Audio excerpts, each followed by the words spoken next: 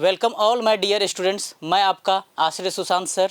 आज हम FT3 का डिस्कशन स्टार्ट करते हैं। आप सभी ने दिया होगा, आपको एग्ज़ाम देने के बाद बहुत अच्छा फील हुआ होगा और जो भी आपके डाउट्स होंगे वो हम डाउट्स आपके डिस्कस करेंगे।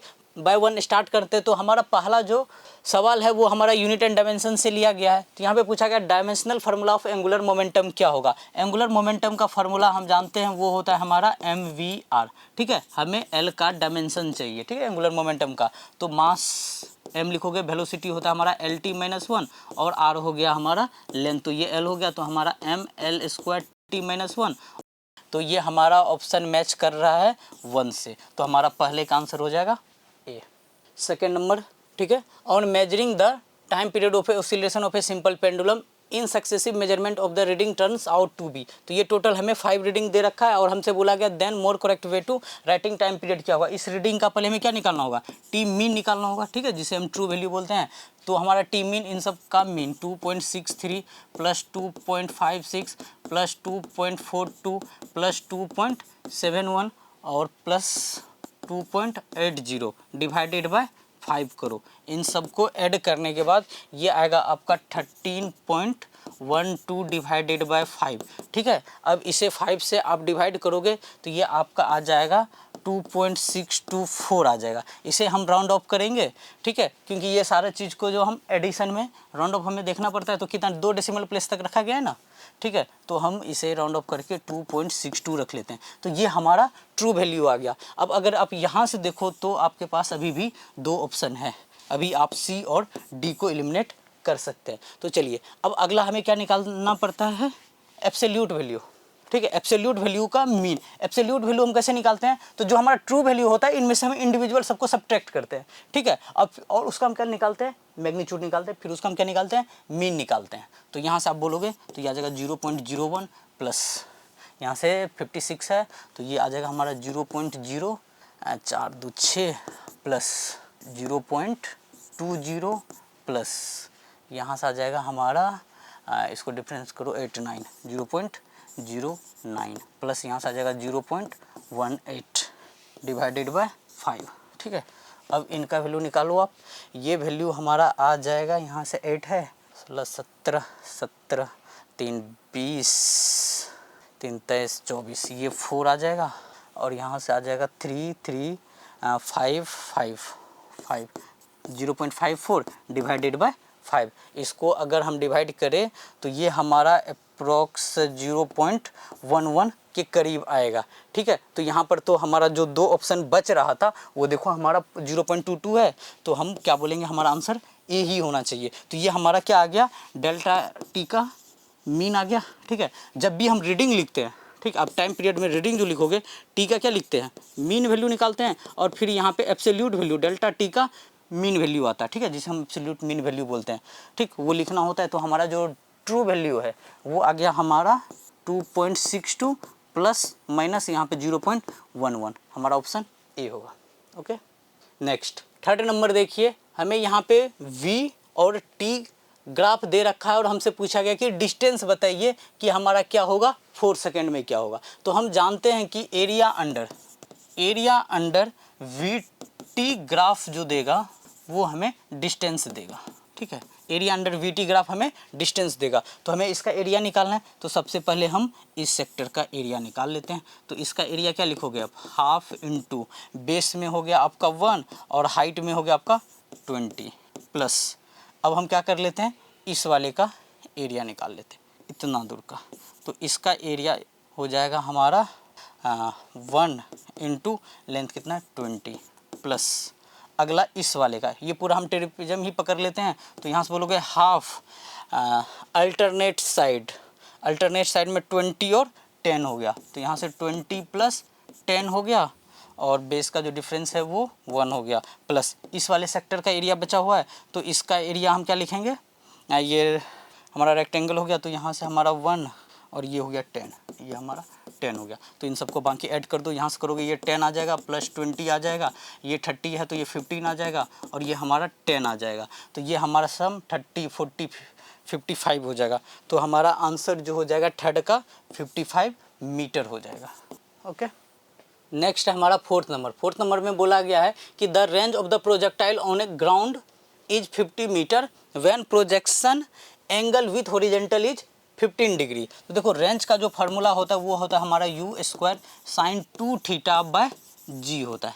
ओके, हमें रेंज कितना दे रखा है 50 मीटर दे रखा है और साथ में एंगल जो दे रखा है वो 15 डिग्री दे रखा है। तो यू स्क्वायर यहाँ पे मल्टीप्लाई करोगे 2 into 15 degree divided by G, तो यहाँ से आपका आ जाएगा 50 equal to you square sine 30 by G, U square sine 30 degree by G. एक काम करते हैं साइन 30 का वैल्यू हम रख लेते हैं, तो यहाँ से आ जाएगा 50 equal to you square by 2g। इसको इक्वेशन 1 बोल के रहने दो, आगे बढ़ते हैं। What is the range when angle becomes 45 degree. ये हम जब 15 डिग्री पे कर रहे हैं तो हमारा ये आ रहा है वैल्यू, और जब हम 45 करेंगे तो क्या होगा, देखो ये दोनों आपस में कंप्लीमेंट्री एंगल नहीं है तो हमें देखना पड़ेगा। तो चलो ठीक है, अब अगला रेंज हमें पता नहीं है, इसको हम 8 बोल देते हैं। यहाँ से यू स्क्वायर साइन 2 थीटा, तो 2 इंटू 45 डिग्री बोलोगे डिवाइडेड बाय जी बोलोगे, तो यहाँ से 8 बराबर हो जाएगा हमारा यू स्क्वायर, ये साइन 90 हो जाएगा, साइन 90 का वैल्यू ये वैल्यू 1 होता है, तो यहाँ से हो जाएगा U square by G. 8 equal to U by G, हम जानते हैं U square by 2g equal to 50 है। एक काम करो ना, 2 ऊपर नीचे मल्टीप्लाई डिवाइड कर दो, और यहाँ से ये जो वैल्यू है ये हमारा कितना दे रखा है 50 दे रखा है ना, यू स्क्वायर बाई 2g 50 है, तो यहाँ से रखोगे 50 इंटू 2 करोगे तो 8 बराबर हमारा कितना हो जाएगा 100 मीटर। ओके, तो हमारा आंसर 100 मीटर 4 का ऑप्शन डी हो जाएगा। ठीक है, नेक्स्ट हमारा 5 नंबर, a block of mass m rest on a rough inclined plane, the coefficient of friction between the surface and the block is mu. ठीक है, तो एक हमारा इंक्लाइंड सरफेस है, एंगल थीटा है, और ये हमारा रफ है, कोफिशिएंट ऑफ फ्रिक्शन म्यू है, इस पे एक ब्लॉक हमारा m रखा गया है। ठीक, इतना। What is at what angle inclination theta to the plane to the horizontal will the block just start to slide down the plane. Okay, तो हम क्या करते हैं, यहाँ पे इसका कंपोनेंट ब्रेक करते हैं, तो यहाँ से बोलोगे ये आ जाएगा हमारा mg, और ये कंपोनेंट ये एंगल थीटा, तो ये थीटा आ जाएगा, तो ये आ जाएगा हमारा mg cos थीटा, और ये कंपोनेंट आ जाएगा हमारा mg sin थीटा, और ये हमारा क्या होगा नॉर्मल होगा। ओके, और ये ब्लॉक ये जो mg sin थीटा है ये नॉर्मल जो है बैलेंस कर रहा होगा mg cos थीटा को, लेकिन mg sin थीटा नीचे की तरफ जा रहा होगा, तो यहाँ पे क्या लग रहा होगा पीछे फ्रिक्शन जो इसको होल्ड करके रख रहा होगा, तो फ्रिक्शन बराबर लगेगा हमारा mg sin थीटा। ठीक है, फ्रिक्शन का फार्मूला क्या होता है mu into N equal to mg sin theta. यहाँ से हम म्यू इंटू नॉर्मल के जगह पे वैल्यू रखेंगे mg sin थीटा। ठीक है, यहाँ से रखो नॉर्मल mg cos थीटा, तो यहाँ से आ जाएगा हमारा mg sin थीटा, mg से mg कैंसिल आउट हो जाएगा, तो म्यू इक्वल टू हमारा क्या हो जाएगा tan थीटा, और हमसे थीटा पूछ रहा है तो थीटा बराबर हमारा tan इनवर्स म्यू हो जाएगा, और हमारा आंसर कौन सा हो जाएगा ये हो जाएगा 5 का। ये रिजल्ट काफ़ी इंपॉर्टेंट है, आपको पता भी होगा। ओके, मूव करते हैं नेक्स्ट सवाल पे। नेक्स्ट है हमारा 6 नंबर, इसमें क्या बोला गया कि एक फोर्स वेक्टर दे रखा है acting on a body to maintain its velocity, इतना तो हमसे पावर पूछा गया। तो पावर का सिंपल फार्मूला होता है हमारा एफ डॉट। ठीक है, फोर्स और वेलोसिटी हमारा क्या है वेक्टर है, और जो पावर होता है स्केलर क्वांटिटी होता है, तो दो वेक्टर के बीच का जो डॉट प्रोडक्ट होता है हमारा स्केलर क्वांटिटी, बहुत अच्छे से आपको पता होगा। तो हम यहाँ से सीधा ये हमारा फोर्स है और ये वाला हमारा वेलोसिटी है, और हमें पता है आई का आई के साथ, जे का जे के साथ, और के का के करने पे ही हमें देगा, अदरवाइज एंगल 90 डिग्री हो जाएगा, तो वो हमारा 0 हो जाएगा। तो सीधा यहाँ पे मल्टीप्लाई करेंगे तो 4 इंटू 2 कितना हो जाएगा 8 हो जाएगा, और यहाँ से जे और जे को करोगे तो 2 हो जाएगा, और यहाँ से -6 हो जाएगा, ये -6 हो जाएगा, यहाँ से 10 - 6 मतलब 4 वाट। तो हमारा ऑप्शन राइट हो जाएगा 6 का ए। नेक्स्ट देखिए 7 नंबर में क्या है सवाल, a pendulum bob has a speed 3 metre पर second while passing through its lowest position, length of the pendulum is 0.5 metre. ठीक है metre, then its speed when its makes an angle of 60 degree with the vertical is क्या होगा। तो चलो figure बनाते हैं। एक हमारे पास एक पेंडुलम है, एक बॉब है जो कि इसका स्पीड हमें कितना दे रखा है 3 मीटर पर सेकंड। इसको ना मैं अभी u बोल देता हूँ, ये हमारा u है, और जब ये और इसका जो लेंथ दे रखा है, ये जो लेंथ है वो लेंथ बराबर हमें 0.5 मीटर दे रखा है। ओके, लेंथ बराबर 0.5 मीटर दे रखा है। और जब ये एंगल 60 डिग्री बनाता है तो कहीं ये इधर आएगा, और ये एंगल जब यहाँ पे 60 डिग्री बना रहा है और तब बताइए कि ये वेलोसिटी क्या होगा। ठीक है, ये वेलोसिटी क्या होगा। तो कुछ इस टाइप से ये हमारा जा रहा होगा। हम यहाँ पे क्या कर सकते हैं, एनर्जी कंजर्व कर सकते हैं। तो देखो, तो ये हमारा इनिशियल है, फाइनल हमारा यहाँ पे है। तो आप बोलो कि एनर्जी कंजर्व करते हैं, तो एनर्जी क्या बोलोगे, kinetic energy initial plus potential energy initial equal to K final plus potential energy final. Initial में इसके पास क्या है, कुछ वेलोसिटी है, मास एम पकड़ लेते हैं, तो यहाँ से half m u square. Potential energy क्या होता है, रेफरेंस पे डिपेंड करता है, तो हम ना नीचे पर ही क्या मान लेते हैं, रेफरेंस मान लेते हैं। तो नीचे रेफरेंस हो जाएगा तो पोटेंशियल एनर्जी 0 हो जाएगा। काइनेटिक एनर्जी फाइनल क्या हो जाएगा, यहाँ पे हाफ एम वी स्क्वायर हो जाएगा। और पोटेंशियल एनर्जी क्या होगा, रेफरेंस ऊपर होता है तो पॉजिटिव होता है। तो कितना ऊपर गया है, अभी मैं इसको एच बोल देता हूँ। यहाँ से हमारा पोटेंशियल एनर्जी हो जाएगा एम जी एच हो जाएगा। तो देखो मास मास कैंसिल आउट हो गया, हमें v निकालना है ना, v स्क्वायर निकालना है। तो 2 से दोनों तरफ मल्टीप्लाई कर देंगे तो यहाँ से आ जाएगा हमारा u स्क्वायर माइनस 2gh हो जाएगा। ठीक, अगर यहाँ से हम स्क्वायर को हटा दे तो यहाँ से आप बोलोगे, अगर हम स्क्वायर हटा दे तो v बराबर under root u square minus 2gh हो जाएगा। चलो अब वैल्यू हम रख देते हैं। तो v बराबर अंडर रूट u का वैल्यू हमने क्या लिया है, 3 दे रखा है, तो ये 3 का स्क्वायर क्या हो जाएगा 9 माइनस 2 इंटू जी 10 पकड़ो, और हाइट निकालना है। तो देखो हाइट बराबर क्या बोलोगे, यहाँ से यहाँ लेंथ l है तो l, और ये लेंथ भी तो यहाँ से यहाँ l होगा, तो इतना ये लेंथ कितना होगा हमारा, इसका component l cos theta minus l cos theta. l cos theta, theta कितना है हमारा 60 डिग्री, तो 60 हाफ होता है ये हमारा l/2 होगा। h जो होगा l/2। h हमें कितना दे रखा है, हाइट हमें 0.5 मीटर दे रखा है। 0.5 मीटर मतलब हमें हाफ दे रखा है, तो इसको हम 1/4 पकड़ लेते हैं। ठीक है, तो यहाँ से हो जाएगा अंडर रूट, इसको काटो ये 2 हो जाएगा, इसको काटोगे तो 5 हो जाएगा, तो 9 माइनस 5 करोगे तो √4 हो जाएगा। तो ये वैल्यू हमारा 2 मीटर पर सेकेंड हो जाएगा। तो हमारा आंसर 7 का क्या हो जाएगा, ए हो जाएगा। ओके, नेक्स्ट देखिए 8 नंबर में क्या बोला गया है कि 2 bodies having same mass, 2 body है दोनों का सेम मास है m और m, जो कि मास बराबर हमें 40 kg गिवन है। Moving in A opposite direction, दोनों एक दूसरे के अपोजिट डायरेक्शन से चल रहा है। One with velocity of 10 metre पर सेकेंड, एक 10 से चल रहा है और दूसरा हमारा 7 मीटर पर सेकेंड से चल रहा है। If they collide and move as one body the velocity of combination. अब ये मूव, अब जब ये कोलिजन के बाद दोनों क्या हुआ, वन बॉडी होके फिर जा रहा है, तो इसको हम वेलोसिटी ऑफ कम्बिनेशन बोल देते हैं। ठीक है, यही वेलोसिटी हमें क्या है निकालना है। तो देखो यहाँ पे कोई भी हमारा एक्सटर्नल फोर्स नहीं लग रहा है, तो हमारा मोमेंटम कंजर्व है। तो बोलोगे momentum initial equal to momentum final. तो हम इनिशियल में मास इनटू वेलोसिटी कितना लोगे 10, यहाँ पे प्लस मास m और वेलोसिटी क्या लोगे -7 लोगे, क्योंकि आगे की तरफ को हम क्या मान रहे हैं, पॉजिटिव मान रहे, तो पीछे निगेटिव हो जाएगा। और यहाँ पे इक्वल टू, इसका हमें पता नहीं है, तो यहाँ से हम 2m और इसका velocity of cent common velocity से मूव करेगा, वो वेलोसिटी कॉमन पकड़ लिया मैंने इसको। ठीक, यहाँ से m कट जाएगा और यहाँ से आ जाएगा हमारा कितना 3 इक्वल टू 2 वेलोसिटी दोनों का कम्बिनेशन। तो यहाँ से वेलोसिटी ऑफ कम्बिनेशन हमारा कितना आ जाएगा, तो ये आ जाएगा हमारा 3/2 मतलब 1.5 मीटर पर सेकेंड। तो हमारा आंसर जो आ जाएगा 8 का डी आ जाएगा। ओके, नेक्स्ट है हमारा 9 नंबर। इसमें क्या बोला गया है कि ABC एक हमारा ट्रायंगुलर प्लेट है जिसका हमारा यूनिफॉर्म थिकनेस है। The sides are in the ratio as shown in a figure. IA, IB और ICA are the moment of inertia of the plate about AB। ठीक है, IAB जो IAB, ठीक है, BC CA respectively. Which one of the flowing relation is correct. ठीक है, चलिए देखते हैं। और देखिए ये सवाल काफ़ी कॉमन है और बहुत ही आता है, तो चलो हम देखो इसको कैसे करेंगे। तो एक क्या काम करो कि इनका सेंटर ऑफ मास कहाँ लाई करेगा, ओके, वो हम निकालते हैं। तो इसका एकदम बीचों बीच निकालो, ये आएगा लेंथ। ठीक है, एक यहाँ से निकालो एकदम मिडिल से। ठीक है, एक दूसरा पेन ले रहा हूँ, एक यहाँ से निकालो। ठीक है, ठीक है, देखिए ये वाला जो हमारा डिस्टेंस है ये AB, ये जो हमारा बीचों बीच आया है ये BC के अकॉर्डिंग।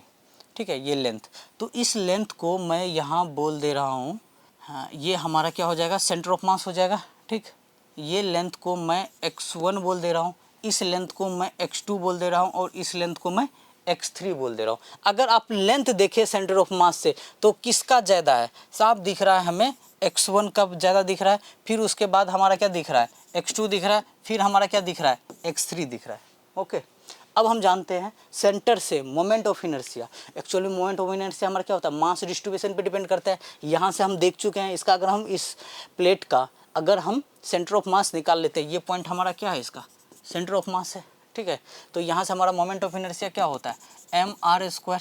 हम सेंटर ऑफ मास पे है तो ये हमारा पोजीशन पे भी डिपेंड करेगा, तो पोजीशन जिसका ज़्यादा होगा उसका हमारा मोमेंट ऑफ इनर्शिया क्या होगा, ज़्यादा होगा, ठीक है।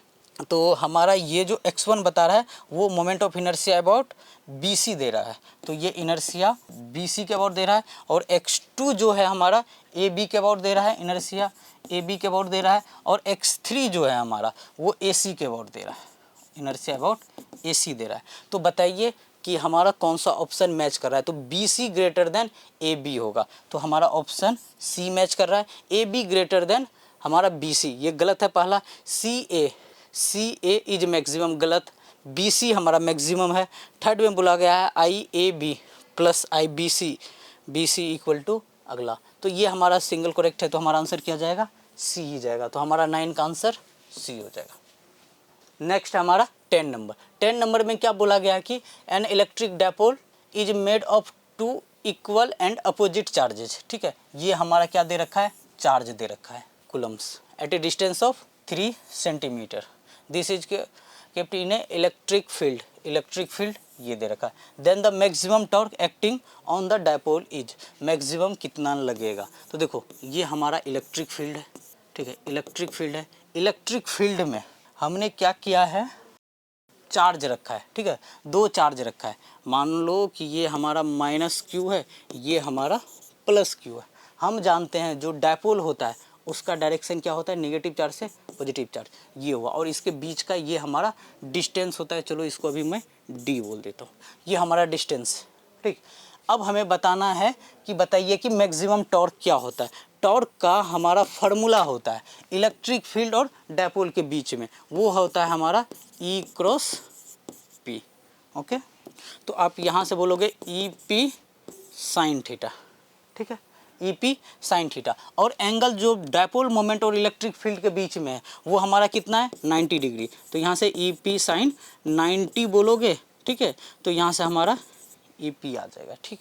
अगर हमें टॉर्क का मैक्सिमम वैल्यू निकालना है तो एंगल क्या, एंगल थीटा आएगा, और यहाँ पे थीटा 90 डिग्री है, और इलेक्ट्रिक फील्ड हमें पता है, और डायपोल जो लिखेंगे चार्ज इनटू उसके बीच का डिस्टेंस लिखेंगे। जो हमारा इलेक्ट्रिक फील्ड जो दे रखा है वो हमें ये है, तो यहाँ से आ जाएगा 2 × 10 के पावर 5, और चार्ज जो दे रखा है वो 2 × 10 के पावर -6 दे रखा है, और डिस्टेंस हमारा 3 सेंटीमीटर है, 3 × 10 के पावर -2 है। तो यहाँ से बोलोगे 2, ये आज 2 × 2 4, और 4 × 3 12 आ जाएगा, और 10 टू दी पावर यहाँ पे आ जाएगा -8, ये 5 है, तो हमारा -3 है, तो 12 × 10 के पावर -3 न्यूटन मीटर किस में मैच कर रहा है, ऑप्शन बी में, तो हमारा 10 का आंसर बी हो जाएगा। नेक्स्ट है हमारा 11 number. 3 identical bulb are connected in a circuit as shown, what will happen to the brightness of bulb A and B if the switch is closed. जब switch को क्लोज्ड करेंगे तो क्या होगा, तो देखो बल्ब हमारा आइडेंटिकल है, तो इसका हमारा क्या होगा, वोल्टेज रेटिंग और हमारा रेजिस्टेंस क्या होना चाहिए, सेम होना चाहिए, ठीक है। अगर हम इनिशियल कंडीशन में अगर हम स्विच को क्लोज नहीं करते हैं तो इस सर्किट के लिए R इक्विवेलेंट कितना बोलोगे आप, R इक्विवेलेंट कितना बोलोगे, यहाँ से 3R बोलोगे, ठीक है, 3R बोलोगे, ओके। अब फाइनल में अगर आप इस सर्किट को क्लोज कर देते हैं, अगर सर्किट को क्लोज कर देते हैं तो हम जानते हैं कि जो करंट जो यहाँ से निकलेगा, करंट जो होता है लीस्ट रेजिस्टिव पाथ में जाता है, वो यहाँ जाएगा, यहाँ पे ब्रांच दिखेगा ना, तो इधर से हमारा कोई रेजिस्टेंस नहीं है, तो वो करंट हमारा वापस इधर से निकल के इधर चला जाएगा, इस ब्रांच में जाएगा ही नहीं। अब जो फाइनल जो R इक्विवेलेंट आएगा वो हमारा 2R ही होगा। तो यहाँ से देखिए हमारा जो रेजिस्टेंस है वो हमारा क्या हो रहा है, घट रहा है, रेजिस्टेंस हमारा घट रहा है, तो हमारा करंट क्या होगा, ठीक है। तो अगर रेजिस्टेंस हम जानते हैं और वोल्टेज हमारा क्या है, फिक्स है, V = IR होता है। अगर रेजिस्टेंस हमारा घट रहा है और ये चीज़ तो हमारा कांस्टेंट है, तो हमारा करंट क्या होगा, बढ़ जाएगा, ठीक है। अगर मैं यहाँ पे प्रूफ भी करूँ तो V = क्या बोलते हो आप, IR, यहाँ से करंट निकालोगे V/R आर लिखोगे, चलो यहाँ का आर इक्विवेलेंट लिखेंगे तो यहाँ से V/3R लिखोगे, और इस कंडीशन में अगर यहाँ पे फाइनल में अगर करंट देखोगे तो V/R इक्विवेलेंट क्या लिखोगे, 2R लिखोगे। ये 0.5 बढ़ रहा है, ये 0.3 है, तो करंट हमारा क्या हो रहा है, बढ़ रहा है फाइनली। तो जब हम सर्किट को क्लोज करेंगे तो करंट हमारा, रेजिस्टेंस हमारा घटने से करंट हमारा बढ़ जाएगा। अगर करंट हमारा बढ़ जाएगा तो हमारा ब्राइटनेस क्या हो जाएगा, बढ़ जाएगा। तो हमारा आंसर क्या होना चाहिए, 11 का C होना चाहिए। ओके, नेक्स्ट है हमारा 12 नंबर। 12 नंबर में हमसे पूछा गया magnetic field at A point M of A given current distribution. तो हमारे पास दो करंट कैरिंग वायर है, एक पहला जिसमें 3 एम्पियर है और दूसरा जिसमें हमारा क्या है 9 एम्पियर। हमें M पॉइंट पे निकालना है, तो मैग्नेटिक फील्ड हमें M पॉइंट पे निकालना है। किसके वजह से, तो हमें पहले वायर और दूसरे वजह के वायर के वजह से, इसको पहला बोलो और इसको दूसरा बोलो, ठीक है। तो हम जानते हैं कि अगर हमारे पास एक इन्फिनाइट करंट कैरिंग वायर है जिसमें I करंट जा रहा है किसी डिस्टेंस R पे, इस जगह पे मैग्नेटिक फील्ड का जो फार्मूला होता है, चूँकि हमारा ये करंट कैरिंग इन्फिनाइट वायर है तो हमारा फार्मूला होता है μ0I/4π, जो इनके बीच का डिस्टेंस जिस पॉइंट पे आपको निकालना है, मान लो ये पॉइंट हमारा P है तो P तक का डिस्टेंस हमारा क्या हो जाएगा, R हो जाएगा, इनटू साइन अल्फ़ा होता है ये डायरेक्ट, एक एंगल को हम अल्फ़ा बोलते हैं, एक हमारा बीटा होता है, तो यहाँ पे बोलते हैं आप sine alpha plus sign beta. अगर ये हमारा sine alpha plus sign beta और ये वायर हमारा क्या जा रहा है, इन्फिनाइट को जा रहा है, इन्फिनिटी को टेंड कर रहा है, तो अगर इस पॉइंट से हम अल्फ़ा और बीटा देखेंगे तो दोनों एंगल हमारा क्या हो जाएगा, alpha equal to beta equal to 90 degree. तो आप यहाँ से बोलोगे μ0I/4πR। यहाँ पे 90 रखोगे, साइन 90 का वैल्यू 1 होता है, तो यहाँ से हमारा 2 हो जाएगा, तो हमारा फार्मूला होता है μ0I/2πR। यही कॉन्सेप्ट हमें लगा देना है। एक बार आपको क्या करना है, यहाँ पे I देखना है और एक बार आपको डिस्टेंस देखना है। तो चलो ठीक है, तो हम B1 पहले वायर के वजह से देखेंगे। तो पहले वायर के वजह से हमारा मैग्नेटिक फील्ड क्या हो जाएगा, μ0, करंट के जगह पे क्या बोलोगे आप, 3 एम्पियर है, चलो हम ऐसा यूनिट में हम 3 पकड़ लेते हैं, डिवाइडेड बाय R कितना बोलोगे डिस्टेंस, R 2πR, तो 2π और R कितना हो गया हमारा 6 मीटर, ठीक है। डायरेक्शन देखना पड़ेगा, तो डायरेक्शन का कॉन्सेप्ट यही होता है कि आपको क्या करना है, जिधर करंट के तरफ थंब को कर देना है, थंब कर देना है। देखो इस रीजन में अगर निकालना होता तो अंदर होता, तो हमें इसे घुमाना है, इसे हमें घुमाना है, तो हमारा डायरेक्शन किधर हो रहा है, बाहर की तरफ, ठीक है। तो बाहर की तरफ इसे हम किससे निकालते हैं, डॉट से रिप्रेजेंट करते हैं, सेकेंड की वजह से। सेकेंड की वजह से μ0 इनटू करंट कितना है 9 डिवाइडेड बाय 2π, R कितना है, डिस्टेंस 2 है, ठीक है, डिस्टेंस 2 है, ओके। और क्या बताना है आपको, डायरेक्शन, डायरेक्शन किधर बोलोगे आप, डायरेक्शन किधर हो गया, अंदर की तरफ, ठीक है। तो डायरेक्शन हो गया अंदर की तरफ, इसको सिंप्लीफाई करोगे आप तो यहाँ से बोलोगे ये आ जाएगा μ0/4π, ये अंदर की तरफ, प्लस यहाँ से बोलोगे आप 9μ0/4π हो जाएगा, ठीक है, ये क्रॉस। अब इन दोनों में देखो किसका साइन ज़्यादा है, कौन बड़ा है, तो यहाँ से देखो 9μ0/4π हमारा क्या है, बड़ा है, तो साइन कन्वेंशन किसका होगा, नेट जो ऐड करेंगे तो बड़े वाले को रखना है, ठीक है। तो आप इसको पॉजिटिव समझो, इसको नेगेटिव समझो, तो आप इसको लिख सकते हो 9μ0/4π, इसको मैंने पॉजिटिव मान लिया, माइनस μ0/4π, तो ये आपका हो जाएगा नीचे 4π और यहाँ से आ जाएगा 9μ0 माइनस μ0, तो ये आ जाएगा 8μ0, तो यहाँ से आ जाएगा 2μ0/π। तो आपका ऑप्शन जो मैच कर रहा है, यहाँ पे ऑप्शन पहले में 2μ0/π, दूसरे में भी दे रखा है 2μ0/π, लेकिन आपको ध्यान में रखना है कि साइन कन्वेंशन ना ये वाला थोड़ा मिस्टेक हो गया, जो आपको सही कर दिया गया होगा। यहाँ पे डॉट है और यहाँ पे क्रॉस है, तो हमारा जो नेट जो बड़ा था वो कौन सा था, हमारा क्रॉस वाला था, तो हमारा साइन कौन सा होगा, क्रॉस वाला हम मार्क करेंगे, ठीक है, इनसाइड द फील्ड होगा। 12 का आंसर आपका कौन सा हो जाएगा, C, ओके। नेक्स्ट देखिए, the current in a coil decreasing from 1 ampere to 0.1 ampere in a 10 second, calculate the coefficient of self inductance, the average induced EMF is 0.4 volt दे रखा है। हम जानते हैं E का फार्मूला होता है, यहाँ पे जो हमारा एवरेज इंड्यूस्ड होता है वो E = -L/dI/dt, ठीक है। तो इसका जो E का एवरेज वैल्यू 0.4 दे रखा है, माइनस L हमें निकालना है, कोफिशिएंट ऑफ सेल्फ इंडक्शन ही हमारा L होता है, और DI/dt, तो इसको हम चेंज के फॉर्म में लिख लेते हैं। तो चेंज जो करंट जा रहा है वो हमारा कहाँ से कहाँ जा रहा है, वो 0. फाइनल कितना है 0.2, 1 से 0.2 जा रहा है, तो यहाँ से बोलोगे 0.2 माइनस 1 लिखोगे, डिवाइडेड बाय कितना टाइम में लग रहा है, तो टाइम लग रहा है 10 सेकेंड, इसको हम 10 सेकेंड लिखेंगे। तो यहाँ से 0.4 इक्वल टू यहाँ से आ जाएगा -L और ये वैल्यू आ जाएगा -0.8 डिवाइडेड बाय 10, ठीक है। अगर आप इसको काटो तो ये तुम्हारा आपका क्या हो जाएगा 2 हो जाएगा, इसको काटो 5 हो जाएगा और ये माइनस माइनस प्लस हो जाएगा, L बराबर 5 और यूनिट होता है हेनरी। तो हमारा 13 का क्या आंसर हो जाएगा ए। नेक्स्ट है हमारा 14 नंबर। एक 14 नंबर में क्या बोला गया है कि एक क्यूबिकल ब्लॉक है जिसका साइड ए है एंड डेंसिटी रो है, स्लाइड कर रहा है एक फिक्स्ड इंक्लाइन प्लेन पे with constant velocity v। There is a thin film of a viscous fluid of a thickness t between the plane and block. Plane and block के बीच में हमारा एक विस्कस फ्लूइड है, ठीक है। The coefficient of viscosity of the thin film will be क्या होगा, ठीक। चलो देख लेते हैं। तो हम इस स्लाइड का मास, इस ब्लॉक का मास हम m पकड़ लेते हैं। m पकड़ोगे तो इधर की तरफ आ जाएगा हमारा mg, ये एंगल थीटा होगा, ये आ जाएगा हमारा mg cos थीटा और इधर आएगा हमारा mg sin थीटा। एक्चुअल में mg sin थीटा की तरफ ये आ रहा होगा तो पीछे की तरफ हमारा क्या लगेगा, विस्कस फोर्स लगेगा, ठीक है। और चूंकि हमारा वेलोसिटी क्या दे रखा है, कांस्टेंट दे रखा है। अगर वेलोसिटी हमारा कांस्टेंट है तो एक्सीलरेशन क्या होना चाहिए, मस्ट बी 0। अगर एक्सीलरेशन 0 तो विस्कस फोर्स क्या करेगा, हमारा Fv जो होगा वो बैलेंस करेगा mg sin थीटा को। और हम जानते हैं जो हमारा विस्कस फोर्स होता है उसका फार्मूला होता है ईटा ए वी बाय एल होता है, ठीक है। तो ये वैल्यू हम रख देते हैं, eta A V by L equal to mg sin theta. हमसे ईटा पूछा गया, पहले हम वैल्यू रख लेते हैं। यहाँ पे coefficient of viscosity eta, area, side क्या दे रखा है, ए दे रखा है तो एरिया हो जाएगा हमारा ए स्क्वायर। वेलोसिटी वी दे रखा है, लेंथ क्या पकड़ेंगे हम, ये जो लेंथ है ये थिकनेस के टर्म में दे रखा है। ये हमारा कितना दे रखा है, यहाँ पे जो एल होता है ये थिकनेस ही होता है, वो हमारा टी दे रखा है इक्वल टू मास डेंसिटी क्या बोलते हैं, मास पर यूनिट वॉल्यूम।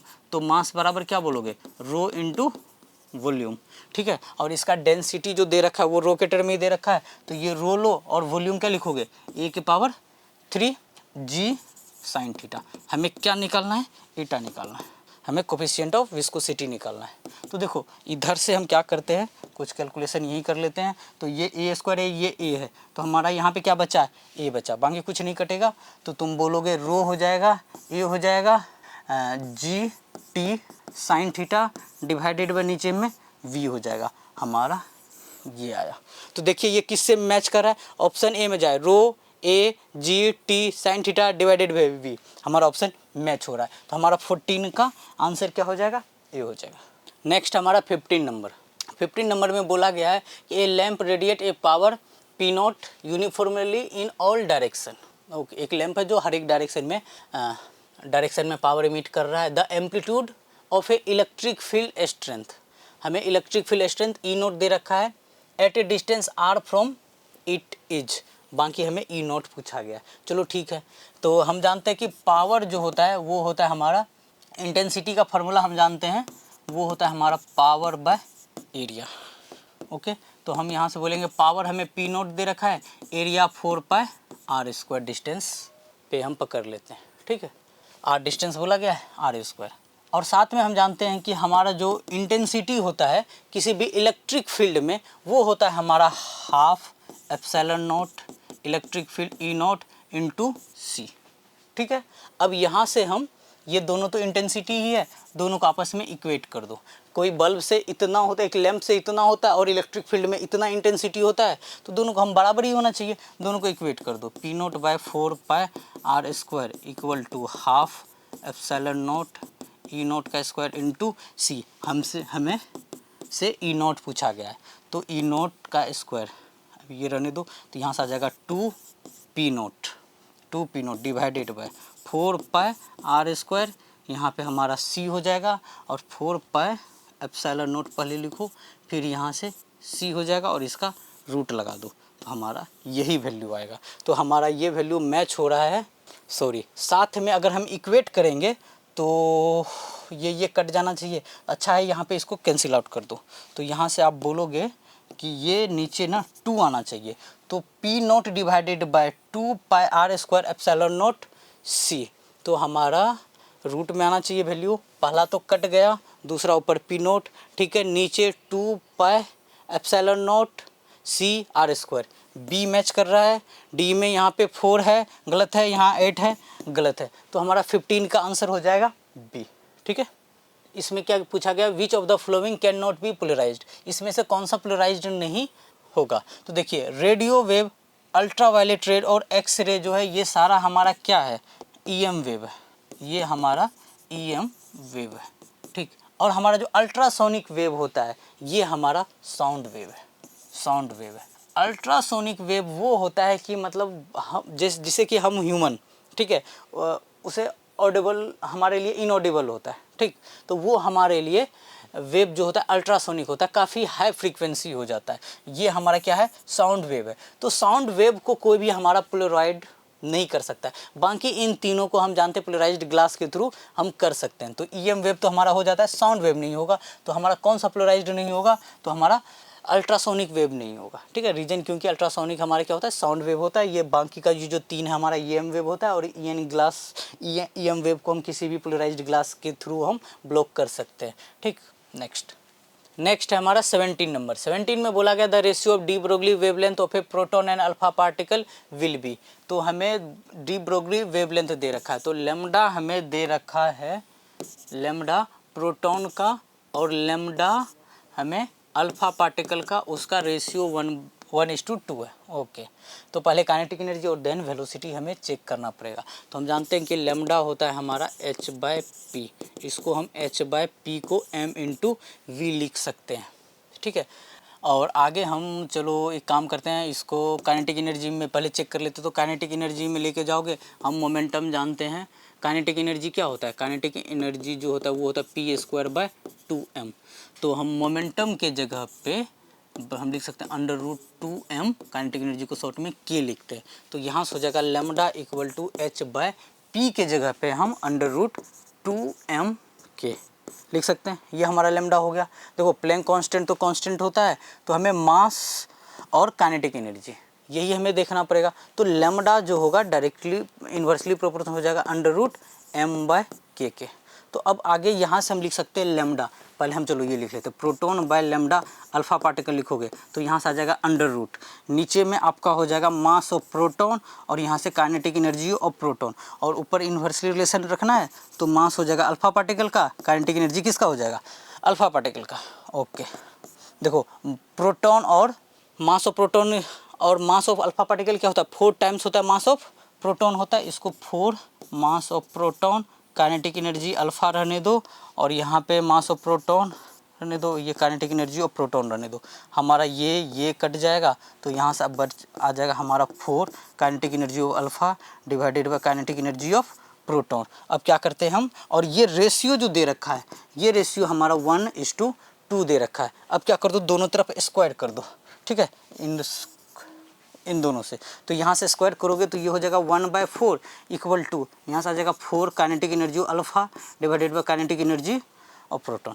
तो हमें जो रेशियो है प्रोटॉन बाय अल्फा, तो kinetic energy proton, kinetic energy अभी रहने दो, k अल्फा/k, प्रोटॉन जो हो जाएगा वो 1/16 हो जाएगा, ठीक है। तो प्रोटॉन बाय अल्फा बोलो या अल्फा बाय प्रोटॉन बोलो, 1/16 है, तो कोई भी ऑप्शन मैच नहीं कर रहा है, मतलब काइनेटिक एनर्जी वाला सेटिस्फाई नहीं कर रहा है। अब हमें वेलोसिटी देखना है, तो चलो काइनेटिक एनर्जी है तो हम यहीं से आगे बढ़ते हैं कि अल्फा/k प्रोटॉन हमारा 1/16 दे रखा है। काइनेटिक एनर्जी का होता है ½ mv² होता है, तो यहाँ पे ½ m तो दोनों में कट जाएगा, तो यहाँ से हम वेलोसिटी अल्फा का square divided by velocity proton का स्क्वायर = 1/16 लेते हैं। और सॉरी साथ में एक m भी रखना पड़ेगा, m अल्फा m दोनों का सेम नहीं है, और यहाँ पे m प्रोटॉन बोलना पड़ेगा, हाफ कैंसिल आउट कर रहे हैं काइनेटिक एनर्जी के लिए। तो इन दोनों में अल्फा और प्रोटॉन में देखोगे तो मास ये 4 टाइम्स होता है, तो ऊपर में हमारा क्या हो जाएगा, 4 हो जाएगा, यहाँ पे 4 हो जाएगा, ठीक। 4 वेलोसिटी ऑफ अल्फा का square divided by velocity of proton का स्क्वायर = 1/16। यहाँ से बोलोगे velocity alpha by velocity proton = 1/60, 4 का रूट तो 1/8। हमसे पूछा गया वेलोसिटी अल्फा इस टू वेलोसिटी ऑफ प्रोटॉन कितना होगा, 1:8। लेकिन हमसे पूछा क्या गया है, हमें जो रेशियो में दे रखा है प्रोटॉन बाय अल्फा, क्योंकि अगर आप ऑप्शन देखो तो velocity are in the ratio 1:8 और 8:1 है, कन्फ्यूज कर जाओगे। कौन सा ऑप्शन आपको सिलेक्ट करना है, तो सिलेक्ट करना है जिस रेशियो में हमें पहले दे रखा है, lambda proton by lambda alpha. तो इस अकॉर्डिंग हमारा हो जाएगा velocity of proton is to velocity of alpha equal to 8:1। तो आपको इस तरीके से ऑप्शन भी कौन सा सही है वहाँ पे भी आपको सोचना पड़ेगा। तो हमारा ऑप्शन क्या हो जाएगा 17 का डी। ओके, देखिए नेक्स्ट हमारा 18 नंबर। 18 में क्या बोला गया, which of the statement are correct.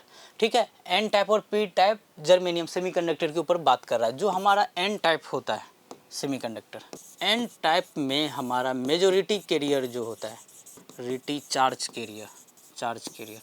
Career वो हमारा इलेक्ट्रॉन रहता है, जो कि हमारा क्या होता है नेगेटिव होता है। और जो हमारा पी टाइप होता है सेमीकंडक्टर, उसमें हमारा मेजोरिटी चार्ज कैरियर्स होल होता है, जो कि हमारा क्या होता है पॉजिटिव होता है। ठीक है, ये हमारा मेजोरिटी चार्ज कैरियर हमारा इलेक्ट्रॉन का नेगेटिव, और पी टाइप में हमारा मेजोरिटी चार्ज कैरियर हमारा पॉजिटिव होता है। लेकिन जो ओवरऑल हमारा जो एटम होता है या सेमीकंडक्टर होता है वो हमारा क्या होता है, हमारा न्यूट्रल होता है। तो हम कौन सा ऑप्शन सिलेक्ट करेंगे, तो बोला गया है यहाँ पे कि एक नेगेटिव एक पॉजिटिव नहीं, जो हमारा ओवरऑल दोनों जो होना चाहिए वो हमारा न्यूट्रल होना चाहिए। Both N type and P type germanium are neutral होना चाहिए। यहाँ पे आप बोलोगे N type are negatively charge गलत हो जाएगा। वो एन टाइप में ना मेजॉरिटी जो हमारा चार्ज कैरियर होता है वो हमारा नेगेटिव होता है। तो आपका 18 का आंसर बी होगा। ओके, नेक्स्ट है हमारा 19 नंबर। 19 में पूछा गया है कि find the unit ratio of the magnitude of gravitational intensity and gravitational force. हम जानते हैं ग्रेविटेशनल इंटेंसिटी आई से हम इसको डिनोट करते हैं, उसका फार्मूला होता है हमारा फोर्स बाय मास। और अगला बोला गया है इसका रेशियो किसका, ग्रेविटेशनल फोर्स के साथ। तो यहाँ भी डिवाइड कर दो फोर्स के साथ, तो ये हमारा क्या आ जाएगा 1/m हो जाएगा। ठीक है, तो इसका हमारा यूनिट क्या होगा, तो 1/m का कितना हो जाएगा 1/kg हो जाएगा। तो हमारा ऑप्शन 19 का बी हो जाएगा। ओके, नेक्स्ट हमारा 20 नंबर। 20 नंबर में क्या है कि एक हॉरिजॉन्टल फोर्स जो है जो 10 न्यूटन का लग रहा है, it is necessary to just hold the block stationary against a wall. The coefficient of friction between the block and wall is हमारा 0.2 दे रखा है। The weight of the block, इस ब्लॉक का वेट क्या है। देखो ये इधर से फोर्स लग रहा है ना, तो इधर से की तरफ क्या लग रहा होगा, एक नॉर्मल लग रहा होगा। तो नॉर्मल ही बैलेंस कर रहा होगा इस ब्लॉक को, किस डायरेक्शन में, हॉरिजॉन्टल डायरेक्शन में, वर्टिकल में। लेकिन नीचे की तरफ क्या लग रहा होगा, वेट लग रहा होगा। इस वेट को कौन बैलेंस करेगा, ऊपर की तरफ फ्रिक्शन। तो फ्रिक्शन बराबर तुम क्या बोलोगे, फ्रिक्शन को अगर ये हमारा होल्ड करके रहे तो फ्रिक्शन बराबर क्या होगा, वेट के बराबर होगा। फ्रिक्शन का फॉर्मूला क्या होता है, mu into N equal to weight. ठीक है, म्यू का वैल्यू 0.2 दे रखा है और नॉर्मल बराबर 10 दे रखा है, यही हमारा वेट हो जाएगा। तो वेट बराबर हमारा कितना हो जाएगा 2 न्यूटन।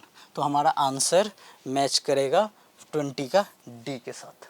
ओके, नेक्स्ट देखिए 21 में क्या है कि a smooth ball A moving with velocity v collides with another identical ball at rest. ये वाला जो b है ये हमारा रेस्ट पे है और ये मूव कर रहा है v वेलोसिटी के साथ। After collision both the balls with move with the same speed. मान लो कि इसको v डैश बोल देते हैं, इसको हम v डैश बोल देते हैं। द एंगल बिटवीन देयर कितना है 60 डिग्री देर का। अगर कोई no external force act on the system of a ball, कोई एक्सटर्नल फोर्स नहीं लग रहा है, एफ नेट 0 है, तो हमारा मोमेंटम क्या होगा, कंजर्व होगा। और तब हमसे पूछा गया find the speed of ball after collision के बाद ये हमें वी डैश बोला गया है। ठीक है, तो हम momentum initial equal to momentum final conserve कर देते हैं। देखो ये 2D में है तो हम क्या करते हैं, मोमेंटम हम अलोंग एक्स एक्सिस कंजर्व कर देते हैं।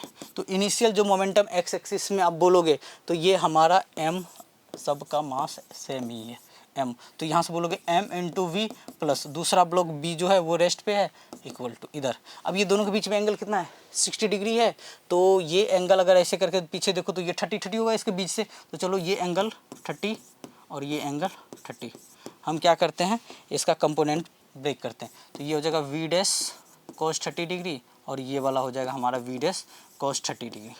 ओके, तो यहाँ से आप बोलोगे कि इस ब्लॉक का m into v dash cos 30 degree plus m into v dash cos 30 degree. तो यहाँ से अच्छा सबसे m को काट दो, ये v इक्वल टू इधर से आ जाएगा 2v डैश cos 30, cos 30 होता है हमारा √3/2, ये 2 कट जाएगा तो हमारा v डैश बराबर क्या हो जाएगा v/√3। तो हमारा v डैश बराबर जो फाइनल वेलोसिटी आफ्टर कोलिजन आया वो v/√3 आया। तो हमारा ऑप्शन किससे मैच कर रहा है, सी से हो रहा है। तो 21 का आंसर सी। नेक्स्ट है हमारा 22 नंबर। 22 में क्या बोला गया है कि the temperature scale A and B are related by, ये हमें दे रखा है, at what temperature two scale have the same reading. Same reading का बात कर रहे हैं ना, तो ये ए और बी आपस में क्या होना चाहिए, बराबर होना चाहिए। इसको मान लो x, तो अब यहाँ से बोलोगे x माइनस 42 ठीक है 42/110 equal to x minus 72 divided by 220। इसको काटोगे तो ये 2 टाइम्स में कटेगा, ठीक है। इसको क्रॉस मल्टीप्लाई करो तो ये 2x माइनस ये हो जाएगा 4, ये 8, ये 84 इक्वल टू x माइनस 72 आ जाएगा। तो इसको इधर करो, ये x हो जाएगा, इसको इधर करो, प्लस आ जाएगा तो ये 12 आ जाएगा। तो x बराबर 12, तो x बराबर 12 डिग्री से 12 डिग्री टेम्परेचर हमारा आ जाएगा। तो 22 का आंसर किससे मैच करेगा, सी से। ओके, नेक्स्ट हमारा 23 नंबर। 23 में क्या है कि current drawn by the battery just after switch is closed. जब हम स्विच को क्लोज करेंगे तो बताइए सर्किट में क्या करंट जाएगा, और यहाँ पे लिखा है जस्ट आफ्टर। अगर जस्ट आफ्टर हो, ठीक है, यहाँ पे रजिस्टर और कैपेसिटर है, तो अगर जस्ट आफ्टर का केस हम क्या बोलते हैं, t इक्वल टू 0 वाला कंडीशन। इसमें जो हमारा कैपेसिटर होता है उसे हम क्या करते हैं, शॉर्ट सर्किट करते हैं। अगर बहुत ज़्यादा टाइम इंटरवल का बात होता है तब हमारा जो कैपेसिटर होता है वो हमारा क्या होता है, ओपन सर्किट की तरह बिहेव करता है। तो अभी हमारा just after t equal to 0, तो आप इसे क्या कर दो, शॉर्ट सर्किट कर दो। कैपेसिटर हमारा क्या हो जाएगा, शॉर्ट सर्किट हो जाएगा। अगर कैपेसिटर हमारा शॉर्ट सर्किट हो जाएगा, ठीक है, स्विच क्लोज किया मैंने, तो हमारा R इक्विवेलेंट कितना हो जाएगा, R इक्विवेलेंट। पहले इन दोनों को देखोगे, ये दोनों आपस में हमारा क्या है, पैरेलल में है। तो पैरेलल में हमारा क्या हो जाएगा, ये R/2। अब ये R/2 इस R के साथ हमारा क्या है, सीरीज में है। तो सीरीज में रहने पे ये क्या हो जाएगा, R प्लस R/2। तो ये आ जाएगा हमारा 3R/2। R इक्विवेलेंट आ गया। हमसे करंट पूछा गया है तो यहाँ से करंट निकल जाएगा। करंट इक्वल टू क्या बोलेंगे, V/R इक्विवेलेंट। तो यहाँ से V/R इक्विवेलेंट 3R/2 करोगे, ऊपर चला जाएगा जो करंट जो जाएगा तो वो हमारा 2V/3R होगा। तो हमारा 23 का ऑप्शन ए हो जाएगा। ओके, नेक्स्ट है हमारा 24। 24 में बोला गया कि the electric and the magnetic field associated with an EM wave propagating along the positive Z axis can be represented by. तो बताइए कि हमारा इलेक्ट्रिक फील्ड और मैग्नेटिक फील्ड से एसोसिएट है हमारा EM वेव। तो हम जानते हैं डायरेक्शन जो होता है हमारा EM वेव का, डायरेक्शन ऑफ EM वेव जो होता है वो होता है हमारा E क्रॉस V से निकलता है, ठीक है। तो हमारा E क्रॉस V से निकलता है। तो देखो E हमारा कितना दे रखा है, ये I के तरफ है, और हमारा यहाँ पे B किस में है, J में है। और EM वेव के बारे में बोला गया प्रोपेट कर रहा है किसके तरफ, कि किधर, प्लस Z के तरफ, मतलब क्या, K के तरफ। तो I रखोगे यहाँ, इसका क्रॉस करोगे J के साथ, तो हमारा इसका डायरेक्शन क्या देगा, K देगा, ठीक है।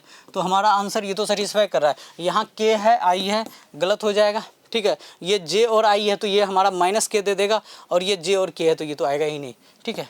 तो हमारा आंसर जो होगा 24 का ए होगा। नेक्स्ट हमारा 25 नंबर। 25 में क्या बोला गया है कि YDSC experiment if monochromatic light is replaced by white light. अगर हमारा मोनोक्रोमेटिक लाइट रिप्लेस हो जाए वाइट लाइट से तो क्या होगा। तो बाकी हमें 4 ऑप्शन दे रखा है।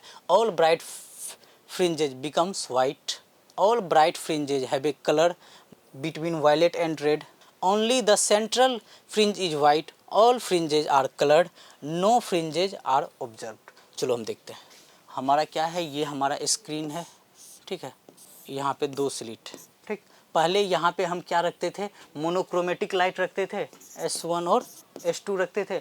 अब यहाँ पे मोनोक्रोमेटिक ना रख के हम क्या कर रहे हैं, इसको वाइट लाइट से रिप्लेस कर रहे हैं, ठीक है। वाइट लाइट में सारे होते हैं, और जब यहाँ से ये आएगा और ये यहाँ पे आएगा तो यहाँ पे हमारा क्या बनता है, सेंट्रल मैक्सिमा बनता है, ठीक है।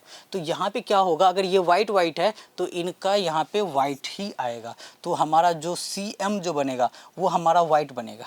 तो only the central fringes is white, ठीक है। यहाँ पे हमारा वाइट होता है। चलो नेक्स्ट जो देखते हैं हम आगे, जो नेक्स्ट ऊपर होगा उसका फ्रिंज विड्थ जो हमारा बीटा होता है वो λ/d डी होता है। आपको पता है कि ये वाला डिस्टेंस हमारा क्या होता है, स्मॉल डी होता है, ये हमारा कैपिटल डी होता है। फ्रिंज विड्थ का ये फार्मूला होता है। तो चलो हम अगर लेमडा विबग्योर का रेंज जानते हो, ठीक है, विबग्योर आर का जो होता है वो हमारा जो लेमडा होता है वो 8000 एमस्ट्रॉन्ग होता है और वायलेट करीब 4000 एमस्ट्रॉन्ग होता है। इसी के बीच में हमारा ये सीरीज होता है। तो यहाँ से अगर हम यहाँ पे लेमडा रेड पकड़ ले तो फ्रिंज विड्थ अगर रेड का देखें तो यहाँ से आ जाएगा लेमडा रेड के लिए 8000 एमस्ट्रॉन्ग, ये डी बाय स्मॉल डी, इसको तो रहने दो।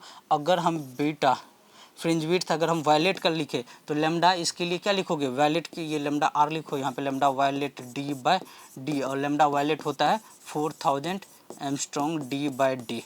ठीक, अगर तुम ध्यान से देखो तो ये ट्वाइस ऑफ वायलेट हो गया। तो एक्चुअल में क्या है कि जो नेक्स्ट अगला होगा ये हमारा जो फ्रिंज विड्थ है वो कितना है, ये 4000 है ना, ठीक है, ये 4000 डी लेमडा बाय डी, ये 8000 डी लेमडा बाय डी है। ठीक, हमारा कौन मिला, कौन छोटा है, तो ये लेमडा, ये फ्रिंज विड्थ हमें किसका, वायलेट का। तो यहाँ जो कलर बनेगा ये वायलेट का बनेगा, ठीक है, वायलेट बनेगा। और आगे जो बढ़ोगे तो इसका फिर ट्वाइस है, तब यहाँ पे फ्रिंज हमारा क्या बनता है, रेड बनता है। तो हमें जो कलर मिलेगा पहले हमें वायलेट मिलेगा फिर रेड मिलेगा। यहाँ से आपसे ये भी सवाल पूछा जाता है कि बताइए सेंट्रल मैक्सिमा पे तो वाइट बना, इसके आगे जैसे कि नीचे भी वही सेम बनेगा, वायलेट ही बनेगा। तो अगर आपसे पूछा जाए कि फर्स्ट मैक्सिमा और फर्स्ट मिनिमा किसका बना, तो आप क्या बोलोगे, वायलेट का ही बना। ठीक है, ठीक, तो यहाँ पे वायलेट है, यहाँ पे रेड है, तो आगे ये चीज़ क्या होगा, कलर ही जनरेट होता रहेगा, यहाँ पे कलर ही बनेगा, वापस से हमारा वाइट नहीं बनेगा। तो यहाँ पे हमारा जो ऑप्शन है सी में बोला गया only the central fringe is white, all other fringes are coloured, वही है। आगे हमारा क्या होगा, और बाकी हमारा कलर होगा, बीच में ये वायलेट है, ये रेड है, बीच में और सारे भी कलर बनते रहेंगे ना, आगे ये फर्दर हमारा चलता रहेगा। तो हमारा आंसर क्या हो जाएगा, सी हो जाएगा। 25 का आंसर सी, बाकी गलत है। नेक्स्ट है हमारा 26, radiation of the energy E is normally on a perfect reflecting surface, the momentum transfer to the surface इज कितना होगा। तो देखो हम जानते हैं मोमेंटम एनर्जी इक्वल टू होता है पीसी, ठीक है। तो यहाँ पे मोमेंटम इनिशियल आया, ये मोमेंटम हमारा क्या है, रिफ्लेक्ट होने के बाद है, और कोई भी लॉस नहीं हो रहा है। तो आप चेंज इन मोमेंटम यहाँ बोलोगे तो मोमेंटम हमारा क्या हो जाएगा, P final minus P initial, चूँकि ये मोमेंटम वेक्टर क्वांटिटी होता है। फाइनल इधर की तरफ है, इस वाले डायरेक्शन को मैं पॉजिटिव बोल देता हूँ, ठीक है। तो यहाँ से मोमेंटम फाइनल, और ये दोनों बराबर ही है, ये पी, ठीक है, माइनस, और ये देखो ये पॉजिटिव है, ये इधर वाला पॉजिटिव है, तो ये निगेटिव है ना, ये फार्मूला से निगेटिव है, तो यहाँ पे निगेटिव पी हो जाएगा, तो ये हमारा 2p हो जाएगा, ठीक। और हम जानते हैं कि p बराबर क्या बोलोगे यहाँ से, p equal to E by C, तो यहाँ से हम बोलेंगे कि 2 और p के जगह पे हम e बाय सी। तो हमसे ये पूछा गया है कि बताइए कि कितना momentum transfer to the surface किया है, तो वो कितना किया है, 2e बाय सी किया है। तो हमारा आंसर 26 का क्या हो जाएगा, बी हो जाएगा, ओके। नेक्स्ट हमारा 27 नंबर में बोला गया है in the flowing figure the diode which are forward bias are, कौन सा हमारा फॉरवर्ड बायस है। कॉन्सेप्ट यही होता है फॉरवर्ड बायस का, ठीक है, फॉरवर्ड बायस डायोड का, कि इधर की तरफ करंट हमारा कुछ ऐसा जाना चाहिए, ठीक, और इधर की तरफ हमारा क्या होना चाहिए, हाई पोटेंशियल होना चाहिए, और इधर की तरफ लो पोटेंशियल होना चाहिए, सिंपल सा। चलो मैच करते हैं। यहाँ पे हमारा 1 वोल्ट है, यहाँ पे 2 वोल्ट है। देखो ये निगेटिव है, ये निगेटिव है। सवाल मैंने ये नहीं बोला कि इधर निगेटिव है, बहुत लोग इधर निगेटिव और इधर पॉजिटिव करके सोचते हैं, ये गलत है। या आप इधर पॉजिटिव इधर निगेटिव नहीं, पॉजिटिव निगेटिव भी हो सकता है, बस हमें हाई पोटेंशियल और लो पोटेंशियल देखना है। तो देखिए ये -2 वोल्ट है और ये -1 वोल्ट है, तो -1 वोल्ट क्या हो गया, हाई पोटेंशियल, ये हो गया हमारा लो पोटेंशियल। तो क्या ये हमारा फॉरवर्ड बायस है, ये हमारा है, ठीक। नेक्स्ट देखिए, इसमें ये हमारा इधर प्लस है, इधर हमारा प्लस है, दोनों प्लस प्लस है, ये हमारा 6 है, ये 4 है, तो ये हमारा हाई पोटेंशियल है, ये हमारा लो पोटेंशियल है। ये गड़बड़ हो गया, हाई पोटेंशियल से लो पोटेंशियल की तरफ होना चाहिए, उल्टा डायोड लगा हुआ है, बी नहीं है। नेक्स्ट सी पे जाइए, तो यहाँ पे ये अर्थ किया हुआ है, तो ये 0 वोल्ट है, ये -5 वोल्ट है, ये हाई है, ये हमारा लो है, करंट ऐसे चला जाएगा, सी सही है। यहाँ पे -5 है, तो ये हमारा हाई हो गया, ये हमारा लो हो गया, करंट ऐसा चला जाएगा, डी भी सही है। तो हमारा आंसर ए भी सही, सी भी सही और डी भी सही, ए भी सही, सी भी सही और डी भी सही। किससे मैच कर रहा है, सी से कर रहा है, ओके। नेक्स्ट हमारा 28 बोला गया है कि the ratio of momentum and kinetic energy of the particle is inversely proportional to the time, then this is case of, किसका केस है, तो रेशियो हमें करना है मोमेंटम का, मोमेंटम होता है mv और काइनेटिक एनर्जी होता है हाफ mv², ठीक है। एक हम फॉर्मूला लिख लेते हैं जो कि प्रोपोर्शनल है किसके, 1/t के, तो मास मास कट जाएगा और देखो वेलोसिटी वेलोसिटी भी एक कट जाएगा और ये हाफ तो कांस्टेंट है, तो 1/v जो है प्रोपोर्शनल हो गया 1/t के, तो आप बोल सकते हो v प्रोपोर्शनल है t के। अगर इसका ग्राफ बनाओ v और t का तो कुछ ये ऐसा बनेगा, ओके। तो अगर ये v और t है तो हमारा एसिलरेशन कैसा होगा, तो एसिलरेशन अगर हमारा इसका अगर स्लोप देखोगे तो हर एक जगह हमारा स्लोप क्या होगा, कांस्टेंट होगा, vt का स्लोप ही एसिलरेशन बताता है, तो एसिलरेशन हमारा कांस्टेंट होता है। तो पहला ऑप्शन है यूनिफॉर्मली एसिलेटेड मोशन, सही बात है। यूनिफॉर्म मोशन गलत बात है, यूनिफॉर्म मोशन का मतलब होता है वेलोसिटी कांस्टेंट। अगला यूनिफॉर्मली रिटार्डेड मोशन गलत है, और सिंपल हार्मोनिक मोशन गलत है। तो हमारा 28 का आंसर क्या हो जाएगा, ए। नेक्स्ट हमारा 29 नंबर। 29 में क्या है कि the velocity across a pure inductor is represented by the flowing diagram, which of the flowing diagram is represented the current, ठीक है। ये वाला जो हमें सर्किट दे रखा है इंडक्टर के लिए दे रखा है। हम जानते हैं कि अगर इधर करंट जा रहा है, इधर वोल्टेज अक्रॉस रजिस्टर होता है, इधर हमारा वोल्टेज अक्रॉस हमारा इंडक्टर होता है, और इधर हमारा वोल्टेज अक्रॉस क्या होता है, कैपेसिटर होता है। यही हमारा फेजर डायग्राम होता है। तो करंट और इंडक्टर में तो हमारा जो करंट होता है वो क्या करता है, हमारा इंडक्टर से लेग करता है, कम होता है, कितना, 90 डिग्री। ये सब में फेज डिफरेंस 90 डिग्री का होता है। चलो ये तो हमारा इंडक्टर का है। इंडक्टर में अगर VT ऐसे है, ठीक है, तो हमारा करंट कैसा होगा, तो करंट हमारा क्या होगा, कम होगा, ठीक है, 90 डिग्री कम होगा। तो 90 डिग्री कम होगा तो हमारा ऑप्शन क्या मिलेगा, डी मिलेगा। तो हमारा 29 का आंसर डी हो जाएगा, ओके। चलिए हमारा 30 नंबर में क्या है कि fringe width observe in A YDSC is beta if the frequency of the source is doubled, ठीक है, the fringe width will become. देखो तो ये हमारा YDSC कहाँ ऑब्जर्व हो रहा है, तो एज्यूम कर लो ये एयर में है, तो हमारा वेलोसिटी तो चेंज नहीं होगा। तो हम जानते हैं कि हमारा वेलोसिटी होता है एफ लेमडा, ठीक है, ये हमारा सेम है, ठीक है। अगर ये हमारा सेम है तो अगर फ्रीक्वेंसी हमारा डबल्ड हुआ है तो हमारा वेवलेंथ क्या होगा, ये डबल करोगे तो ये हाफ होगा, ये हमारा हाफ होगा, ओके, लेमडा हमारा हाफ हो जाएगा। तब हमसे पूछा गया फ्रिंज विड्थ हमारा क्या होगा, तो हम जानते हैं बीटा का फार्मूला होता है lambda D by small D. बाकी ये लेमडा और डी तो हमारा कांस्टेंट रहना चाहिए, ठीक है। तो ये लेमडा इन्वर्सली प्रोपोर्शनल क्या होगा, वेवलेंथ के होगा। तो यहाँ से बोलोगे lambda dash by lambda equal to lambda dash by lambda. ये जो नया वाला है, ठीक है, जब फ्रीक्वेंसी आपने डबल किया तो वेवलेंथ क्या हो गया, आधा हो गया। तो इसके जगह पे हमें क्या लिखना होगा, लेमडा बाय 2 नीचे लेमडा, तो ये हमारा क्या हो जाएगा, हाफ हो जाएगा। तो हमारा यहाँ से बीटा डैश क्या हो जाएगा, तो बीटा बाय 2 हो जाएगा। अगर हम फ्रीक्वेंसी को डबल कर देते हैं तो हमारा फ्रिंज विड्थ क्या हो जाएगा, आधा हो जाएगा। तो हमारा 30 का आंसर क्या हो जाएगा, सी। नेक्स्ट हमारा 31, a liquid X of density, X के लिए डेंसिटी दे रखा है, is poured in a U tube which contain mercury. Another liquid Y is poured in a left arm with height 8 centimetre. The upper level of X and Y are same. ये जो अपर वाला level है ये दोनों का हमारा क्या है, सेम है। तब हमसे पूछा गया है कि what is the density of Y, क्या होगा, एक्स का दे रखा है, वाई का ये नहीं पता है, ठीक है। देखो ये हमारा 8 सेंटीमीटर है, ये हमारा ये 10 सेंटीमीटर, ये हमारा 8 सेंटीमीटर है, और ये दोनों का ये जो लेवल है ये लेवल हमारा क्या है, सेम है, ठीक। अब हमें बताना है कि डेंसिटी बताइए वाई वाले का क्या होगा। तो वाई वाले का क्या होगा, थोड़ा सा फिगर को हम सही कर लेते हैं। तो फिगर जो है यहाँ पे बोला गया कि ये 10 सेंटीमीटर है, तो थोड़ा सा फिगर को थोड़ा सा ये नीचे होना चाहिए, ठीक है। तो इससे ये क्या लगेगा हमें कि ये हमारा कितना है, 10 है और ये 8 है, ऊपर लेवल बराबर है तो ये थोड़ा ज़्यादा होना चाहिए, ठीक है। हम जानते हैं कि सेम लेवल पर क्या होता है, सेम प्रेशर होता है, ठीक।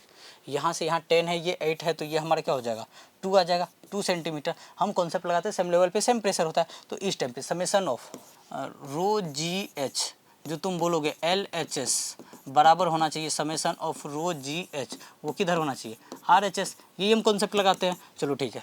तो rho density rho of Y GH, H कितना बोलोगे, 8 सेंटीमीटर। अच्छा सब 8 सेंटीमीटर में तो इंटू सीधा हम 8 मल्टीप्लाई कर देते हैं, into 8 plus mercury, rho of mercury rho g into h कितना है 2 सेंटीमीटर, ये 2 करो इक्वल टू, ये दोनों यहाँ तक प्रेशर, पहले रो जी एच इतना का फिर रो जी एच इतना का, ये बराबर होना चाहिए इसका, ठीक है। जितना यहाँ प्रेशर है उतना प्रेशर इस साइड भी होना चाहिए, राइट हैंड साइड भी होना चाहिए। तो यहाँ से लिखोगे रो किसका, एक्स का, जी लिखोगे और हाइट कितना लिखोगे 10 सेंटीमीटर लिखोगे। ध्यान से देखो रो का जी ना सब में है, वो कैंसिल आउट हो जाएगा, तो रो वाई 8 रो वाई प्लस यहाँ से जी चला जाएगा तो 2 रो मरकरी इक्वल टू जी चला जाएगा तो 10 रो एक्स। बाकी डेंसिटी हमें 2 का पता है, तो 8 इंटू रो वाई नहीं पता है इक्वल टू, इधर आ जाएगा 10 इंटू रो एक्स, पहले रो एक्स देख लेते हैं, उसका है 3.36, ठीक है से CGS में ही है, minus 2 times of rho mercury, तो 2 टाइम्स ऑफ रो मरकरी आपको दे रखा है, उसे याद होना चाहिए 13.6, ये हो गया। इसी को आपको कैलकुलेट करना है, तो यहाँ से आप 10 मल्टीप्लाई करोगे तो 33.6 माइनस यहाँ से करोगे तो ये 12 27 27.2, इसका डिफरेंस देखो कितना आता है, ये 4 आ गया और यहाँ से 6 हो जाएगा, ये 8.8 रो वाई है, तो रो वाई क्या हो जाएगा 0.8 आ जाएगा। बाकी अपना CGS यूनिट लगा दो इसका डेंसिटी का, तो 0.8, तो हमारा 31 का आंसर हो जाएगा ए। नेक्स्ट है हमारा 32 में क्या है, एक सर्कुलर प्लेट है, is mounted on a vertical frictionless axle, ठीक है। एक एक्सेल पे हमारा एक सर्कुलर प्लेट रखा है जिसका रेडियस हमें दे रखा है r equal to 2 metre and its moment of inertia पता है, ठीक है। It is initially at rest पे है, तो इनिशियली हमारा रेस्ट पे है। ये a 70 kg man stands on the edge of a platform, इसके एज पे एक 70 kg का एक मैन है, ठीक है। वो बिगिन वॉक कर रहा है किधर, अलोंग द एज, इसी एज के अलोंग, और कितना वेलोसिटी के साथ, v0 इक्वल टू 1 मीटर पर सेकेंड के साथ relative to the ground. Then the angular momentum of the platform is, ये जो प्लेटफॉर्म है स्टार्टिंग में क्या है रेस्ट पे है, अगर एंगुलर मोमेंटम इनिशियल में रेस्ट पे है, कोई बाहर से एक्सटर्नल फोर्स नहीं लग रहा है, ठीक है, तो हमारा एंगुलर मोमेंटम फाइनल भी क्या होगा 0 होगा, ठीक। तो हम यहाँ से क्या कर सकते हैं, एंगुलर मोमेंटम कंजर्व कर सकते हैं। तो एंगुलर मोमेंटम अगर कंजर्व करोगे तो आप बोलोगे इनिशियल में एंगुलर मोमेंटम इनिशियल, तो इनिशियल में जो एंगुलर मोमेंटम है, तो ये जो रोड, ये जो हमारा एक्सेल घूम रहा है, तो उसके लिए तुम क्या लिखोगे I ओमेगा, और मैन जो चल रहा है तो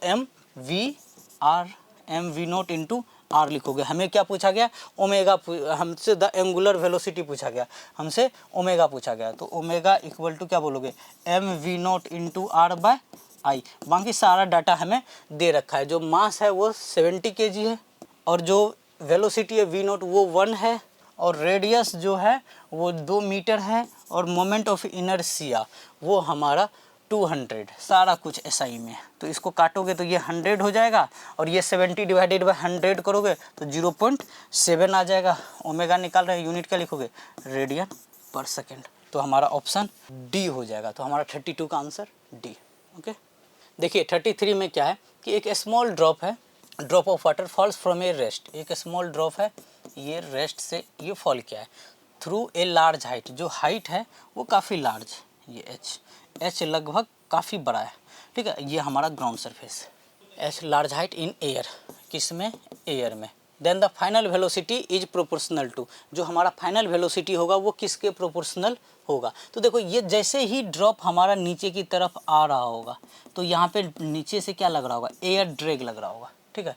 जो फोर्स, इसको एक रेजिस्टेंस फोर्स लग रहा होगा, एयर ड्रैग जिसको हम बोलते हैं, तो वो इसके नीचे से लग रहा होगा, ठीक। जब ये हमारा लग रहा होगा तो इस जगह पे तुम बोलोगे जो नीचे की तरफ इसका mg लग रहा होगा, उसको बैलेंस क्या करेगा, हमारा फोर्स लगेगा एयर ड्रैग का, एक ये दोनों एक दूसरे को बैलेंस करेगा, तो एफ नेट क्या हो जाएगा, यहाँ पे 0 हो जाएगा, ठीक है। स्मॉल ड्रॉप है ना, काफ़ी हाई हाइट से गिरेगा, तो mg को बैलेंस कर लेगा, कौन सा, एयर ड्रैग कर लेगा, तो एफ नेट हमारा क्या हो जाएगा 0। अगर फोर्स हमारा 0 हो जाएगा तो हमारा वेलोसिटी क्या हो जाएगा, कांस्टेंट हो जाएगा। यही जो कांस्टेंट वेलोसिटी होता है, जिसको हम टर्मिनल वेलोसिटी से भी हम बोल सकते हैं। और जो हमारा ये टर्मिनल वेलोसिटी होता है, इसका जो हमारा फार्मूला होता है टर्मिनल वेलोसिटी का, वो होता है हमारा टर्मिनल वेलोसिटी का जो हमारा फार्मूला होता है वो होता है 2/9 ईटा r²g। यहाँ पे होता है हमारा डेंसिटी रो माइनस सिग्मा, ठीक है। और ये जो टर्मिनल वेलोसिटी होता है ये हमारा क्या होता है, इंडिपेंडेंट होता है हाइट से, ठीक। तो हमारा हाइट पे ये डिपेंडेंसी रहेगा ही नहीं। तो हमारा 33 का आंसर क्या हो जाएगा, h0, ठीक, हाइट से इंडिपेंडेंट। नेक्स्ट हमारा 34, a copper block of mass 4 kg is heated in a furnace to a temperature, ठीक है। एक हमारा कॉपर ब्लॉक है 4 kg का, जो कि एक उसको हीटेड किया गया है इतना से, और देन उसको प्लेस्ड कर दिया गया है एक बहुत सारा लार्ज ब्लॉक है उसके ऊपर एक 4 kg के कॉपर ब्लॉक को रख दिया गया है। The mass of ice that will melted, क्या कितना मेल्ट होगा, सिंपल है।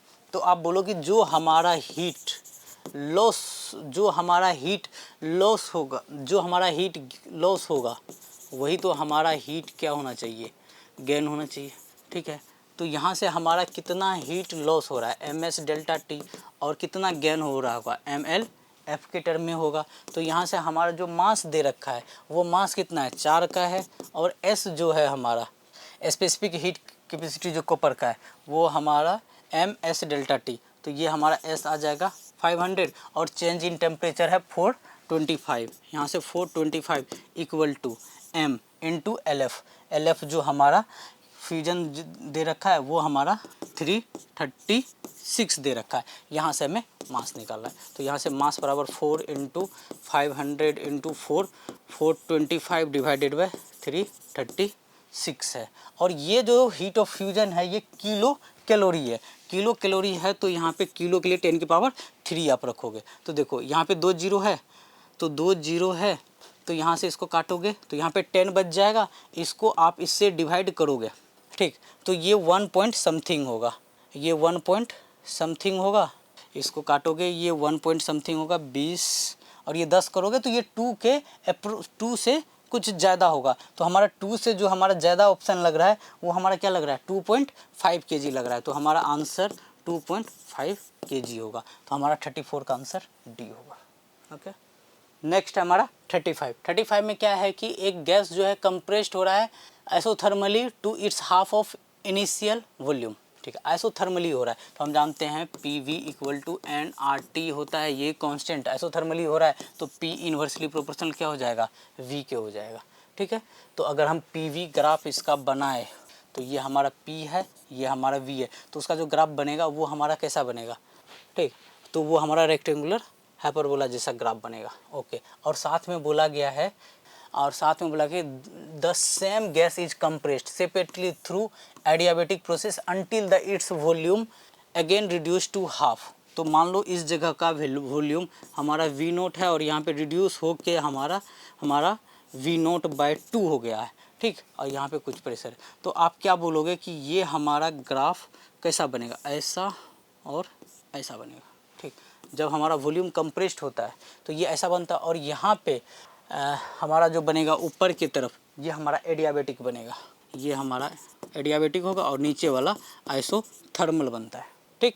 जब हमारा वॉल्यूम कंप्रेशन हो रहा है तो ऐसा होता है, जब वॉल्यूम हमारा एक्सपेंड हो रहा होता है तो हमारा आइसोथर्मल ऊपर रहता है, एडियाबेटिक नीचे रहता है। और ये PV ग्राफ है, तो अगर वर्क डन देखोगे तो वर्क डन इस वाले स्लोप का ज़्यादा होगा, तो इसका मतलब वर्क डन हमारा एडियाबेटिक का ज़्यादा होगा। जब हम कंप्रेस करते हैं तो compressing the gas isothermally will require more work to be done. Compressing the gas through adiabatic process require more work to be done. Adiabatic में ज़्यादा जरूरत है, सही बात है। Compressing the gas in isothermally या adiabatic will require the same amount of work, गलत। Which of the case, whether the compression through isothermal or through adiabatic process require more work to depends upon the atomicity of the gas, ये गलत है। तो हमारा 35 का answer क्या हो जाएगा, B। नेक्स्ट है हमारा 36, और आपका सेक्शन B स्टार्ट हो गया, ठीक है। ए simple pendulum is suspended from A ceiling on a stationary when with time period T। एक हमारा स्टेशनरी वेन है जिसका कि टाइम पीरियड जो है वो आ रहा है हमारा 2π√L/g, ठीक है। ये हमारा टाइम पीरियड आ रहा है जब हमारा ये क्या है, रेस्ट पे, ये वैन हमारा रेस्ट पे है। आगे बोला गया if the van is start moving with a uniform acceleration, जब ये हमारा वैन अब यूनिफॉर्मली चल रहा है, कुछ सी कांस्टेंट वेलोसिटी के साथ चल रहा है। अगर कांस्टेंट वेलोसिटी के साथ, देखो जब ये रेस्ट पे था तो नीचे क्या लग रहा था, mg लग रहा था, उसे स्ट्रिंग में टेंशन t लग रहा था, वो टाइम पीरियड हम क्या बोल रखे हैं, 2 π/√L/g।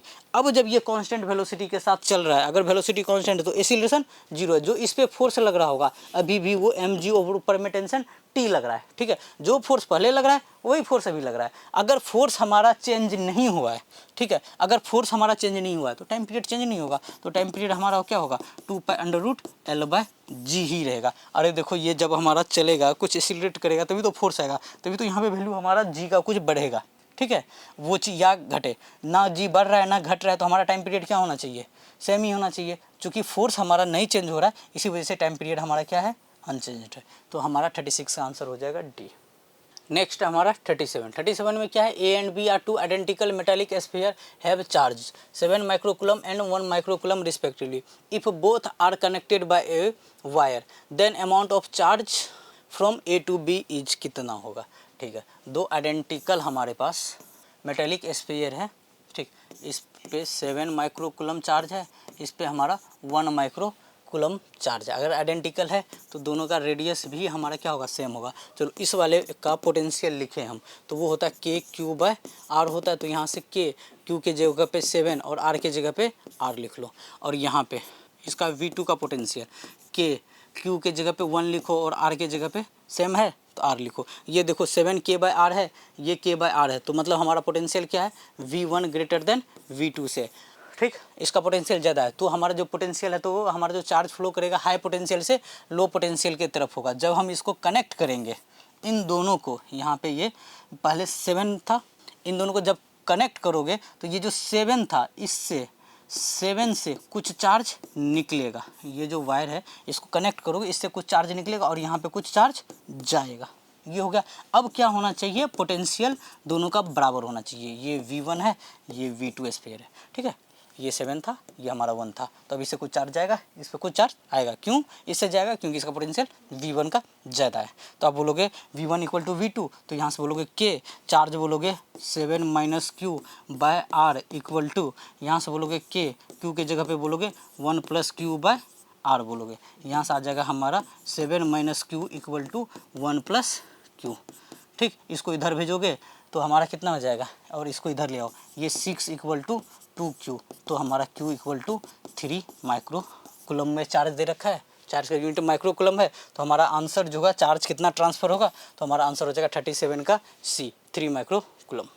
देखिए 38 में क्या है कि एक galvanometer gives deflection for 50 division. एक गैल्वेनोमीटर है जो कि कितना है, 50 डिवीजन है। एक galvanometer gives deflection of 50 division, कहने का मतलब डिफ्लेक्शन ही करंट को रिप्रेजेंट करता है, ये 50 है।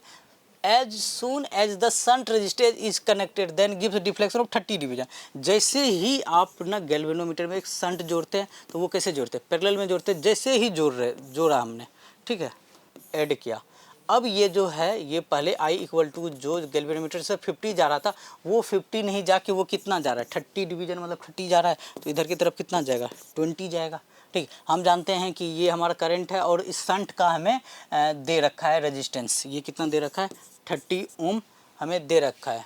The required shunt if resistance of galvanometer is 30, sorry galvanometer का हमें 30 दे रखा है, तो हमें शंट रेजिस्टेंस क्या होगा, ठीक है। तो अब देखो वोल्टेज क्या होना चाहिए, पैरेलल कम्बिनेशन में बराबर होना चाहिए, तो यहाँ से बोलोगे आप 30 × 30 = 20 × शंट होना चाहिए, इस 0 से ये कट जाएगा, तो यहाँ से आ जाएगा शंट = हमारा ये 90 हो जाएगा, 90/2 45 ओम हो जाएगा। तो हमारा जो शंट रेजिस्टेंस होना चाहिए 38 का वो कितना होना चाहिए, answer C 45 resistance, okay. Next हमारा 39 में क्या है कि एक कॉइल ऑफ इंडक्टिव रिएक्टेंस हमें दे रखा है 31 ohm, has a resistance of 8 ohm and it is placed in a series with a condenser of a capacitive reactance 50 ohm. The combination is connected to an AC, the source of 110 volt, then the power factor of the circuit is, क्या होगा, power factor क्या होगा, ठीक है। हमें RLC, RL और C circuit बना है और कैसा दे रखा है, AC सर्किट दे रखा है, ठीक है, RLC।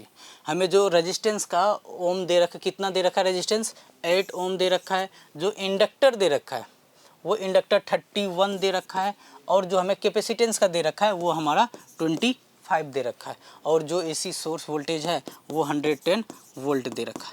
ओके, इतना ही दे रखा है। हमसे पावर फैक्टर पूछा गया है, पावर फैक्टर। तो हमारा पावर फैक्टर जो होता है, पावर फैक्टर का हमारा फार्मूला होता है R/Z। R/Z होता है under root R² plus XL minus XC का स्क्वायर। ठीक, R हमें कितना दे रखा है 8 divided by under root R का square 64 plus XL minus XC, XL 31, XC कितना 25, डिफरेंस करोगे 31 माइनस 25 तो ये आ जाएगा 6 का है कितना 36, तो ये आ जाएगा 8 डिवाइडेड बाय, ये आ जाएगा नीचे में रूट का 100 से 10, तो ये आ जाएगा 0.8 आ जाएगा। तो हमारा पावर फैक्टर कितना हो जाएगा 0.80। तो हमारा 39 का आंसर सी से मैच करेगा। ओके, नेक्स्ट है हमारा 40 नंबर। एक लेंस है, a lens made of a glass of refractive index 1.5 has a focal length of 10 centimetre in air and 50 centimetre when completely immersed in a liquid, then the refractive index of the liquid is क्या होता है। देखो lens का concept आपको पता ही होगा। ये एक हमारे पास लेंस है, ठीक है, इसका रेडियस R1, इसका रेडियस R2 है।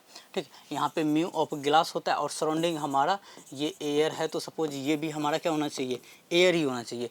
तब जो हमारा फार्मूला होता है फोकल लेंथ का 1/f इक्वल टू, यहाँ से होता है mu glass minus mu air minus 1 divided by 1/R1 minus 1/R2, ये फार्मूला होता है। चलो यही फार्मूला हमें अप्लाई करना है 1/, पहले जो फोकल लेंथ हमें दे रखा है, a lens of a glass of A refractive index 1.5 दे रखा है, जिसका फोकल लेंथ 10 सेंटीमीटर, जब वो कहाँ पे है, एयर में, इतना तक का भी काम करो। तो यहाँ से बोलोगे फोकल लेंथ 10, ग्लास का 1.5 डिवाइडेड बाय एयर का 1 माइनस 1 डिवाइडेड बाय 1/, इसके बारे में जिक्र नहीं किया तो वो सेम ही रखा है, तो R1/R2 में ही रहने दो, इसको थोड़ा सिंप्लीफाई कर लेते हैं। तो यहाँ से बोलोगे 1.5 में से 1 जाएगा तो हमारा कितना बचेगा, ठीक है, हाफ बचेगा, इसको हाफ में रहने दो, 1/R1 माइनस 1/R2। तो एक काम करते हैं हम 1/R1 माइनस 1/R2 का वैल्यू निकाल लेते हैं, तो ये आ जाएगा 1/5, ये हमारा इक्वेशन 1 है। ओके, अब आगे क्या बोला गया है कि and 50 centimetre when it is completely immersed in a liquid, जब हम किसी लिक्विड में डाल देते हैं तब इसका जो है हमारा 50 सेंटीमीटर हो जाता है।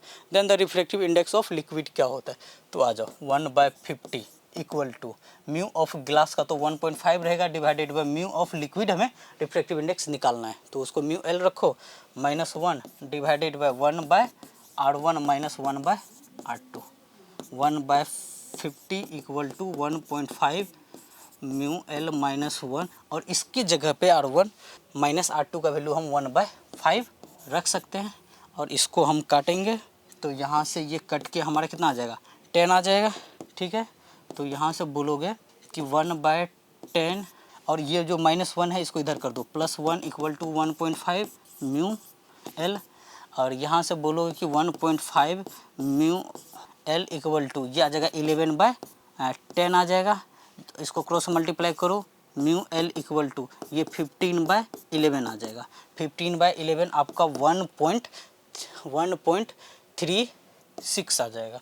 ठीक है, तो देखो ऑप्शन करीब है तो आप सही से डिवाइड करो, तो आपका आंसर कितना आ जाएगा 40 का ए हो जाएगा। ठीक है, 1.36।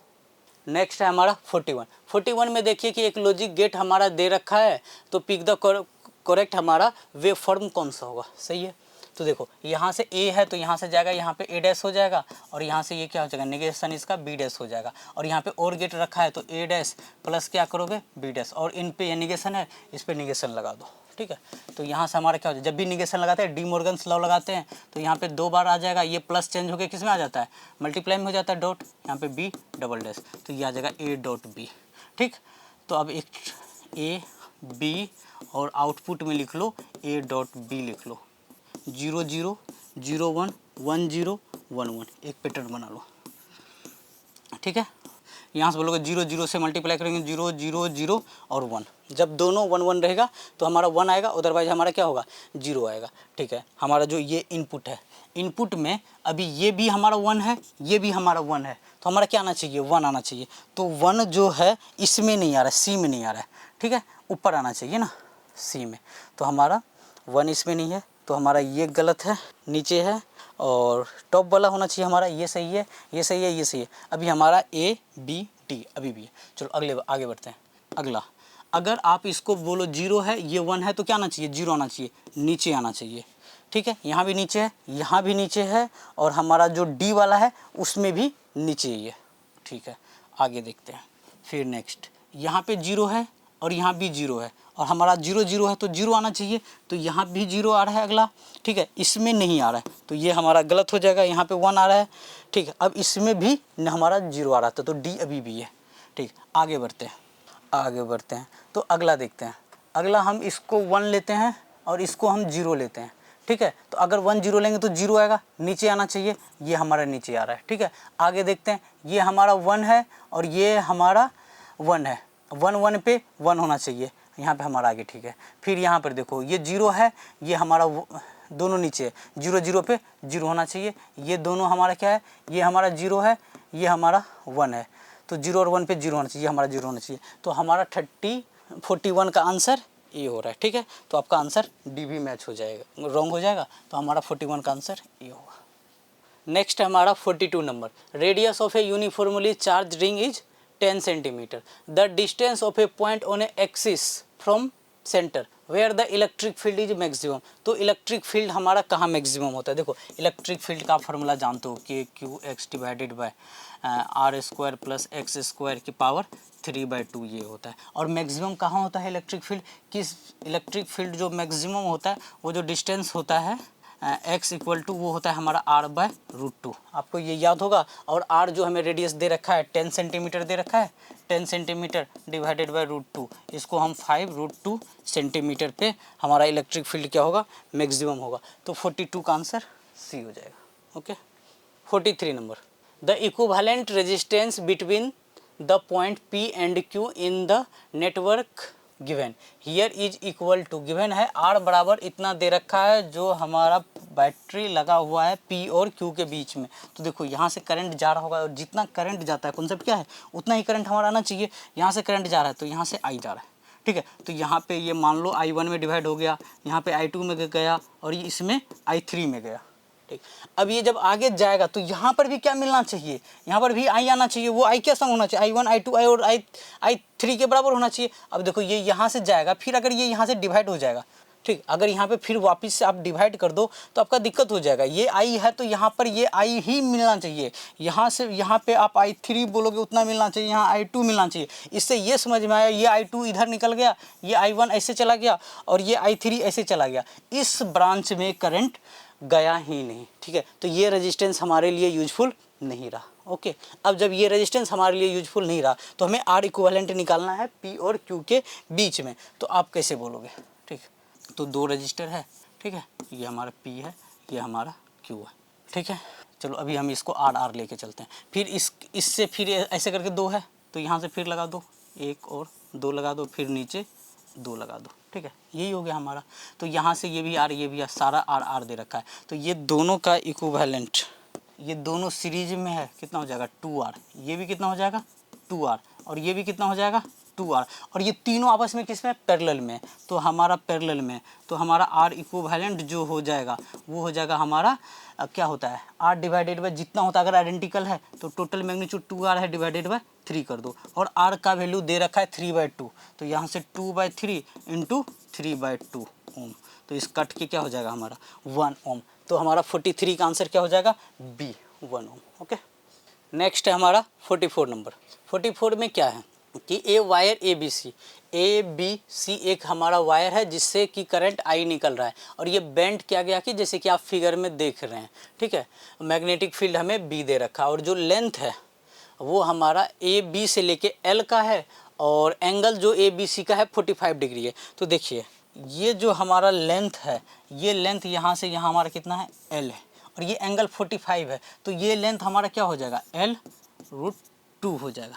ठीक है, ये लेंथ हमारा L2 हो गया। और रेशियो पूछ रहा है हमें फोर्स AB, तो फोर्स AB बाय फोर्स हमें रेशियो पूछ रहा है BC का क्या होगा, तो फोर्स हम AB निकालते हैं। ठीक है, अगर हम मैग्नेटिक फील्ड में कोई वायर लगाते हैं तो जो हमारा फोर्स का जो फार्मूला होता है, तो जो हमारा फोर्स होता है वो फोर्स होता है हमारा IL क्रॉस B, यही होता है। ठीक है, और इसको आप ऐसे लिख सकते हो BIL में आपको याद होगा BIL साइन थीटा, और जो थीटा होता है एंगल L और B के बीच में होता है। तो इनिशियली देखो ये L है और ये हमारा B है, तो अगर हम फोर्स लिखे AB के लिए तो हमारा एंगल जो है L और B में, L रड ये हो गया, B ये हो गया, एंगल कितना 90 डिग्री हो गया। तो आप सीधा बोलोगे ये आ जाएगा हमारा B, मैग्नेटिक फील्ड B दे रखा है, आई है, लेंथ हमारा L दे रखा है और थीटा साइन 90 लिखोगे वैल्यू 1 हो जाएगा, ये फोर्स हो गया। अब हम फोर्स लिखेंगे BC के बीच में, फोर्स BC, ये हमारा फोर्स BC है और मैग्नेटिक फील्ड के साथ ये एंगल 45 है। ठीक है, तो हमारा ये एंगल कितना होगा, ये हमारा B है और ये हमारा क्या है लेंथ वेक्टर है, तो इसके बीच में एंगल कितना होगा 45 डिग्री हो जाएगा। ठीक, तो अगर 45 डिग्री हो जाएगा तो तुम बोलोगे BIL साइन 45 डिग्री, और L जो है यहाँ पे L नहीं है, BIL के जगह पे L√2 लिखोगे क्योंकि लेंथ बेंड किया हुआ है। ठीक है, इंटू साइन 45 होता है 1/√2, √2 कट जाएगा तो ये आ जाएगा हमारा BIL ही हो जाएगा। अब हमें फोर्स जो है AB कितना आया BIL आया, और BC भी सेम आया BIL आया, दोनों का रेशियो क्या हो जाएगा 1 हो जाएगा। तो हमारा आंसर क्या हो जाएगा 1 हो जाएगा, तो हमारा 44 का आंसर C रहेगा। ओके, नेक्स्ट हमारा 45 में क्या है कि a dentist use a concave mirror, एक कॉनकेव मिरर यूज कर रहा है, और if he has was to see image magnified image, 4 times magnified image देख रहा है, तो मैग्नीफिकेशन क्या बोलोगे +4 बोलोगे। ठीक है, and object is placed 30 centimetre, concave mirror में है तो यू कितना हो जाएगा -0.6 सेंटीमीटर हो जाएगा from the mirror. Then find the radius of curvature, क्या होगा, हमसे R पूछा गया है कि क्या होगा। ठीक, मैग्नीफिकेशन का फॉर्मूला होता है -V/U, मैग्नीफिकेशन 4 दे रखा है इक्वल टू -V निकालना है, और U के जगह पे आप यहाँ पे कितना रखोगे, U रखोगे -0.6 रखोगे, तो यहाँ से V इक्वल टू इसको इधर मल्टीप्लाई करो तो ये तुम्हारा 2.4 माइनस प्लस हो जाएगा, ये हमारा V मिला। ठीक, अब आगे हमें रेडियस ऑफ कर्वेचर निकालना है। हम जानते हैं रेडियस ऑफ कर्वेचर का फॉर्मूला क्या होता है 1/f equal to 1/v + 1/u होता है। ठीक है, मिरर फार्मूला से, और फोकल लेंथ को आप क्या लिख सकते हो R/2 भी लिख सकते हो। ठीक, तो यहाँ से लिखो 2/R इक्वल टू, ये तो हमें निकालना है 1/v, तो 1/v कितना हो जाएगा 2.4, और प्लस 1/ ऑब्जेक्ट जो है वो है -0.6 पे। हम क्या करते हैं ऊपर नीचे यहाँ पे 4 और 4 से मल्टीप्लाई डिवाइड कर रहे हैं। क्यों मल्टीप्लाई डिवाइड कर रहे हैं, ताकि हमारा कैलकुलेशन क्या हो जाए आसान हो जाए। तो इसको मल्टीप्लाई कर 2.4 आ जाएगा, तो एलसीएम लेने में तो नीचे में आ जाएगा हमारा 2.4, तो यहाँ से आ जाएगा 1 माइनस यहाँ से आ जाएगा 4, तो ये आ जाएगा -3/2.4। ओके, तो अब आगे यहाँ से क्या करोगे, इन दोनों को आपस में रिलेट कर दो, तो यहाँ से आ जाएगा 2/R इक्वल टू -3/2.4। इसको काटोगे तो ये आ जाएगा तुम्हारा 0.8। ठीक, 0.8, साथ में एक माइनस बचा हुआ है 2.8, और इसको इधर मल्टीप्लाई करो तो ये आ जाएगा हमारा R इक्वल टू 1.6 माइनस का। ये R माइनस क्यों आया कि कॉनकेव मिरर है, कॉनकेव मिरर का R माइनस आ रहा है। माइनस ये बता रहा है चूँकि मैंने यहाँ पे R का वैल्यू रखा नहीं। ठीक है, तो R ये बता रहा है कि माइनस है, माइनस कॉनकेव मिरर मतलब कि मेरा सही है, तो हमारा जो वैल्यू होगा R वो आएगा हमारा 1.6 सेंटीमीटर। सॉरी, 45 का आंसर ए। नेक्स्ट है हमारा 46 नंबर। 46 में क्या है कि a stone is a projected up with a velocity you reaches A maximum height H. एक स्टोन को फेंका गया है, ठीक है, मान a stone is a projected up with a velocity you, और ये एच मैक्स तक जा रहा है। एच मैक्स मान लो ये यहाँ तक आया, ठीक है, एच मैक्स तक आया। When it is at a height of 3h/4 from the ground, जब ये ग्राउंड से 3h/4 पे है, then the ratio of kinetic energy by potential energy at that point, इस पॉइंट पे, इस पॉइंट को मैं C बोल देता हूँ, तो तो kinetic energy C, potential energy C का रेशियो क्या होगा। और इस पॉइंट को मैं A बोलता हूँ, इसको मैं B बोलता हूँ। देखो जब H हाइट पे गया और हाइट क्या बोला गया, मैक्सिमम है, इससे ज़्यादा ऊपर नहीं गया, तो यहाँ पे पोटेंशियल एनर्जी बराबर क्या बोलोगे, mgh बोलोगे। और काइनेटिक एनर्जी कितना बोलोगे, 0। और एनर्जी क्या है, कंजर्व है, कहीं तो लॉस नहीं हुआ, तो टोटल एनर्जी क्या बोलोगे, kinetic energy plus potential energy, वो हो जाएगा mgh। अब जब यहाँ पे जाओगे, h हाइट ऊपर गया है, तो पोटेंशियल एनर्जी कितना होगा, mgh की जगह पे क्या बोलोगे, 3h/4, ठीक है। और टोटल एनर्जी कितना है, वो तो कंजर्व है, टोटल एनर्जी पहले वाले सवाल से मिल गया क्योंकि एच मैक्स दे रखा था, तो हमारा टोटल एनर्जी है mgh। तो इस जगह पे हम काइनेटिक एनर्जी निकाल सकते हैं। तो काइनेटिक एनर्जी कैसे निकालेंगे, टोटल एनर्जी में से पोटेंशियल एनर्जी को सब्ट्रैक्ट करके, तो mgh में से 3mgh/4 सब्ट्रैक्ट करोगे तो ये mgh/4 आ जाएगा, ठीक है। ये हमारा काइनेटिक एनर्जी कहाँ पे निकला, C पे निकला, और ये पोटेंशियल एनर्जी भी क्या है, C पे। इसी का रेशियो निकालना है। काइनेटिक एनर्जी C पे कितना है हमारा, mgh/4 divided by potential energy eight C पे कितना है हमारा, 3mgh/4 है। तो इसको डिवाइड करो, mgh कट जाएगा, 4 से 4 कट जाएगा, ये 1:3 आ जाएगा। तो हमारा आंसर 1:3 आ जाएगा। हमसे kinetic energy by potential energy पूछा है, 1:3। इसका भी ध्यान रखना ऑप्शन टिक करने के लिए। तो हमारा 46 का आंसर क्या हो जाएगा, C। ओके, नेक्स्ट हमारा 47 नंबर। 47 में क्या है कि एक 10 ग्राम ऑफ आइस, एक 10 ग्राम का एक आइस है हमारा, एक आइस है जो कि हमारा 10 ग्राम है और कितना टेम्परेचर पे, -20 डिग्री सेंटीग्रेड पे, is added to 10 gram of water at 50 degree centigrade. 50 degree centigrade पे एक वाटर को, 10 ग्राम का एक वाटर है उसको दिया गया। The specific heat of water दे रखा है, स्पेसिफिक हीट ऑफ आइस दे रखा है, लेटेंट हीट ऑफ आइस दे रखा है, देन रिजल्टिंग टेम्परेचर क्या होगा, ठीक है। तो देखो आइस को क्या कर लो, 0, इसको वाटर पे कन्वर्ट करो, इसको वाटर पे ले आओ, कितना पे, 0 डिग्री सेंटीग्रेड पे, ठीक है। तो इसको हीट यहाँ पे एनर्जी Q1 बोल देते हैं, कितना हीट लगेगा। तो सबसे पहले इसका आइस से -0 डिग्री सेंटीग्रेड से इसको 0 डिग्री सेंटीग्रेड पे लाओ, तो MS∆T लगाओगे। जब ये आ जाएगा फिर इसको क्या करोगे, वाटर में, तो इसका फेज चेंज करोगे, तो MLF करोगे। चलो ठीक है, मास है 10 ग्राम, स्पेसिफिक सारा कुछ CGS में दे रखा है। स्पेसिफिक हीट आइस का हाफ होता है, ∆T टेम्परेचर 20 आ जाएगा, प्लस मास 10 ग्राम है, इनटू LF 80 होता है, लेटेंट हीट ऑफ आइस, ये 80 गिवन है और आपको याद भी होना चाहिए। इसको 2 से काटोगे 5 हो जाएगा, इसको 10 आ जाएगा, तो ये 100 प्लस 800, तो ये आ जाएगा 900 कैलोरी, ठीक। आगे ये तो जब हमारा आइस है, जब इसको रेफरेंस हमने 0 डिग्री सेंटीग्रेड पे किया तब, और एडिड इसको कहाँ पे ऐड किया, 10 ग्राम ऑफ वाटर। अब अगला जो है हमारा वाटर है जो कितना पे है, 10 वाटर है जो कि हमारा 10 ग्राम है और कितना टेम्परेचर पे है, 50 डिग्री सेंटीग्रेड, 50 डिग्री सेंटीग्रेड। इसको कहाँ पे ले आओ, इसको 0 डिग्री सेंटीग्रेड वाटर पे ले आओ, तो हमारा दोनों क्या हो जाएगा, सेम रेफरेंस पे आ जाएगा।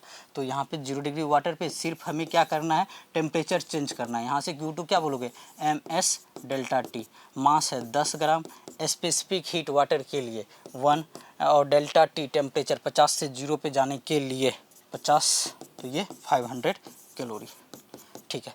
अब देखो इतना आइस है, जो वाटर है उसके लिए इतना कैलोरी है, और जो आइस है उसको पूरा वाटर में मेल्ट करने के लिए हमें 900 कैलोरी चाहिए, ठीक। और जबकि यहाँ पे कितना है, 500 कैलोरी, 400 कैलोरी बचा हुआ है, कि इसका मतलब है अभी भी कुछ आइस बचा होगा। तो टेम्परेचर जो होगा हमारा इक्विवेलेंट वो कितना होगा, 0 डिग्री सेंटीग्रेड होगा। ओके, ठीक है। 47 का आंसर आपका C हो गया। हमें मास वगैरह नहीं पूछा गया कितना आइस मेल्ट हुआ, तो उतना नहीं जाना है। इक्विवेलेंट हमें क्या बोलना है, तो इक्विवेलेंट 0 डिग्री सेंटीग्रेड होगा। क्यों, क्योंकि हमारा कुछ ना कुछ आइस अभी भी बचा होगा। नेक्स्ट पे मूव करते हैं। नेक्स्ट है हमारा 48 नंबर। 48 नंबर में वो देखिए क्या सवाल बोल रहा है, simple harmonic oscillator having identical 4 spring, then time period क्या होगा, ठीक है। टाइम पीरियड देखो, हम जानते हैं अगर कोई चीज़ डायरेक्ट सेम मास से कनेक्टेड हो तो वो हमारा सीरीज में होता है, लेकिन यहाँ पे जंक्शन पॉइंट है, ठीक, जंक्शन पॉइंट है। तो ये जो दो है हमारा, यहाँ ये दोनों आपस में किस में है हमारा, ये दोनों हमारा आपस में किस कम्बिनेशन में, तो ये पैरेलल में है, इसका पॉइंट और इन दोनों का पॉइंट हमारा क्या है, सेम में है। तो अगर पैरेलल कम्बिनेशन में है तो यहाँ से हमारा जो इसका के इक्विवेलेंट, के इसको के डैश बोल देते हैं, जो हमारा के डैश इक्विवेलेंट होता है पैरेलल में, यहाँ पे रजिस्टर के सीरीज की तरह काम करता है। ये 2K हो जाएगा और नीचे वाला भी आपस में क्या है, पैरेलल में।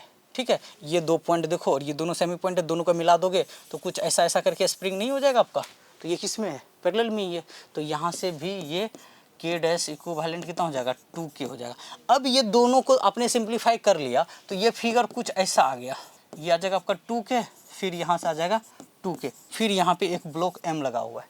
ठीक, अब ये दोनों किस में है बताओ, ये दोनों हमारा सीरीज में, सीरीज में। ये अभी किस में था, पैरेलल में, पैरेलल में। अगर ये हमारा सीरीज में है तो यहाँ से के इक्विवेलेंट क्या होगा, सीरीज में जब आता है तो हम यहाँ पे पैरेलल की तरह करते हैं, तो 2K डिवाइडेड बाय 2 करते हैं तो ये हमारा के हो जाएगा। तो टाइम पीरियड क्या होता है किसी भी स्प्रिंग मास सिस्टम का, 2π√m/k इक्विवेलेंट, और के इक्विवेलेंट के आया तो 2π√m/k आ जाएगा। तो हमारा टाइम पीरियड 2π√m/k किससे मैच किया, आंसर C से मैच किया, तो 48 का आंसर C आएगा। नेक्स्ट है हमारा 49 नंबर। 49 में क्या है कि एक अल्फा पार्टिकल है, an alpha particle and deuteron are moving with a velocity v and 2v। तो जो वेलोसिटी है हमारा अल्फा पार्टिकल का v है, जो वेलोसिटी है ड्यूट्रॉन का वो हमारा 2v है। What will be the ratio of de Broglie wavelength क्या होता है, तो लैम्डा इक्वल टू h/p होता है। यहाँ से lambda equal to mass into velocity हम लिख सकते हैं। ठीक है, तो लैम्डा हमारा इन्वर्सली प्रोपोर्शनल हो जाएगा mv के। ठीक, तो हम यहाँ से बोल सकते हैं, हमसे पूछा गया है ratio of de Broglie wavelength, ये है, वेलोसिटी दे रखा है, मास का रिलेशन में पता है, तो हम यहाँ से lambda of alpha divided by lambda of deuteron equal to, ठीक है, इक्वल टू, और नीचे में लिखोगे mass of alpha, velocity of alpha, ऊपर लिखोगे मास ऑफ ड्यूट्रॉन और यहाँ पे लिखोगे हम वेलोसिटी ऑफ ड्यूट्रॉन, ये लिखोगे। हम जानते हैं मास ऑफ अल्फ़ा होता है 4 times of mass of proton, इसको 4 यूनिट रखो। ठीक है, और मास ऑफ ड्यूट्रॉन का क्या होता है, 2 times of mass of proton के होता है, तो इसको 2 रखो, तो ये वैल्यू यहाँ पे रख दो। तो जो मास ऑफ ड्यूट्रॉन का 2 रखोगे और वेलोसिटी जो ड्यूट्रॉन का है वो 2v दे रखा है divided by mass of alpha का 4 यूनिट रखो और वेलोसिटी जो अल्फ़ा का है वो v दे रखा है। ऊपर में दोनों का रेशियो देखो क्या आ रहा है, सेम आ रहा है, तो ये हमारा 1 हो जाएगा। तो लैम्डा अल्फ़ा इस टू लैम्डा ड्यूटेरियन का जो रेशियो होगा वो 1:1 होगा। तो 49 का आंसर हमारा क्या हो जाएगा, ए हो जाएगा। ओके, चलो नेक्स्ट है आपका लास्ट सवाल। ठीक है, लास्ट सवाल में क्या है, पूछा गया है रॉन्ग स्टेटमेंट। ठीक है, इस चीज़ों का ध्यान से देखा करो, रॉन्ग पूछा गया, राइट नहीं। तो कौन सा इसमें से रॉन्ग है, पहला बोला गया nuclear force is the strongest force in A nature, right है, ये बात हमें सही है, लेकिन हमें रॉन्ग पूछा गया। चलो अभी हम इसको सही लिखते हैं, ये भी हमारा सही है, आंसर हमें रॉन्ग सेलेक्ट करना है।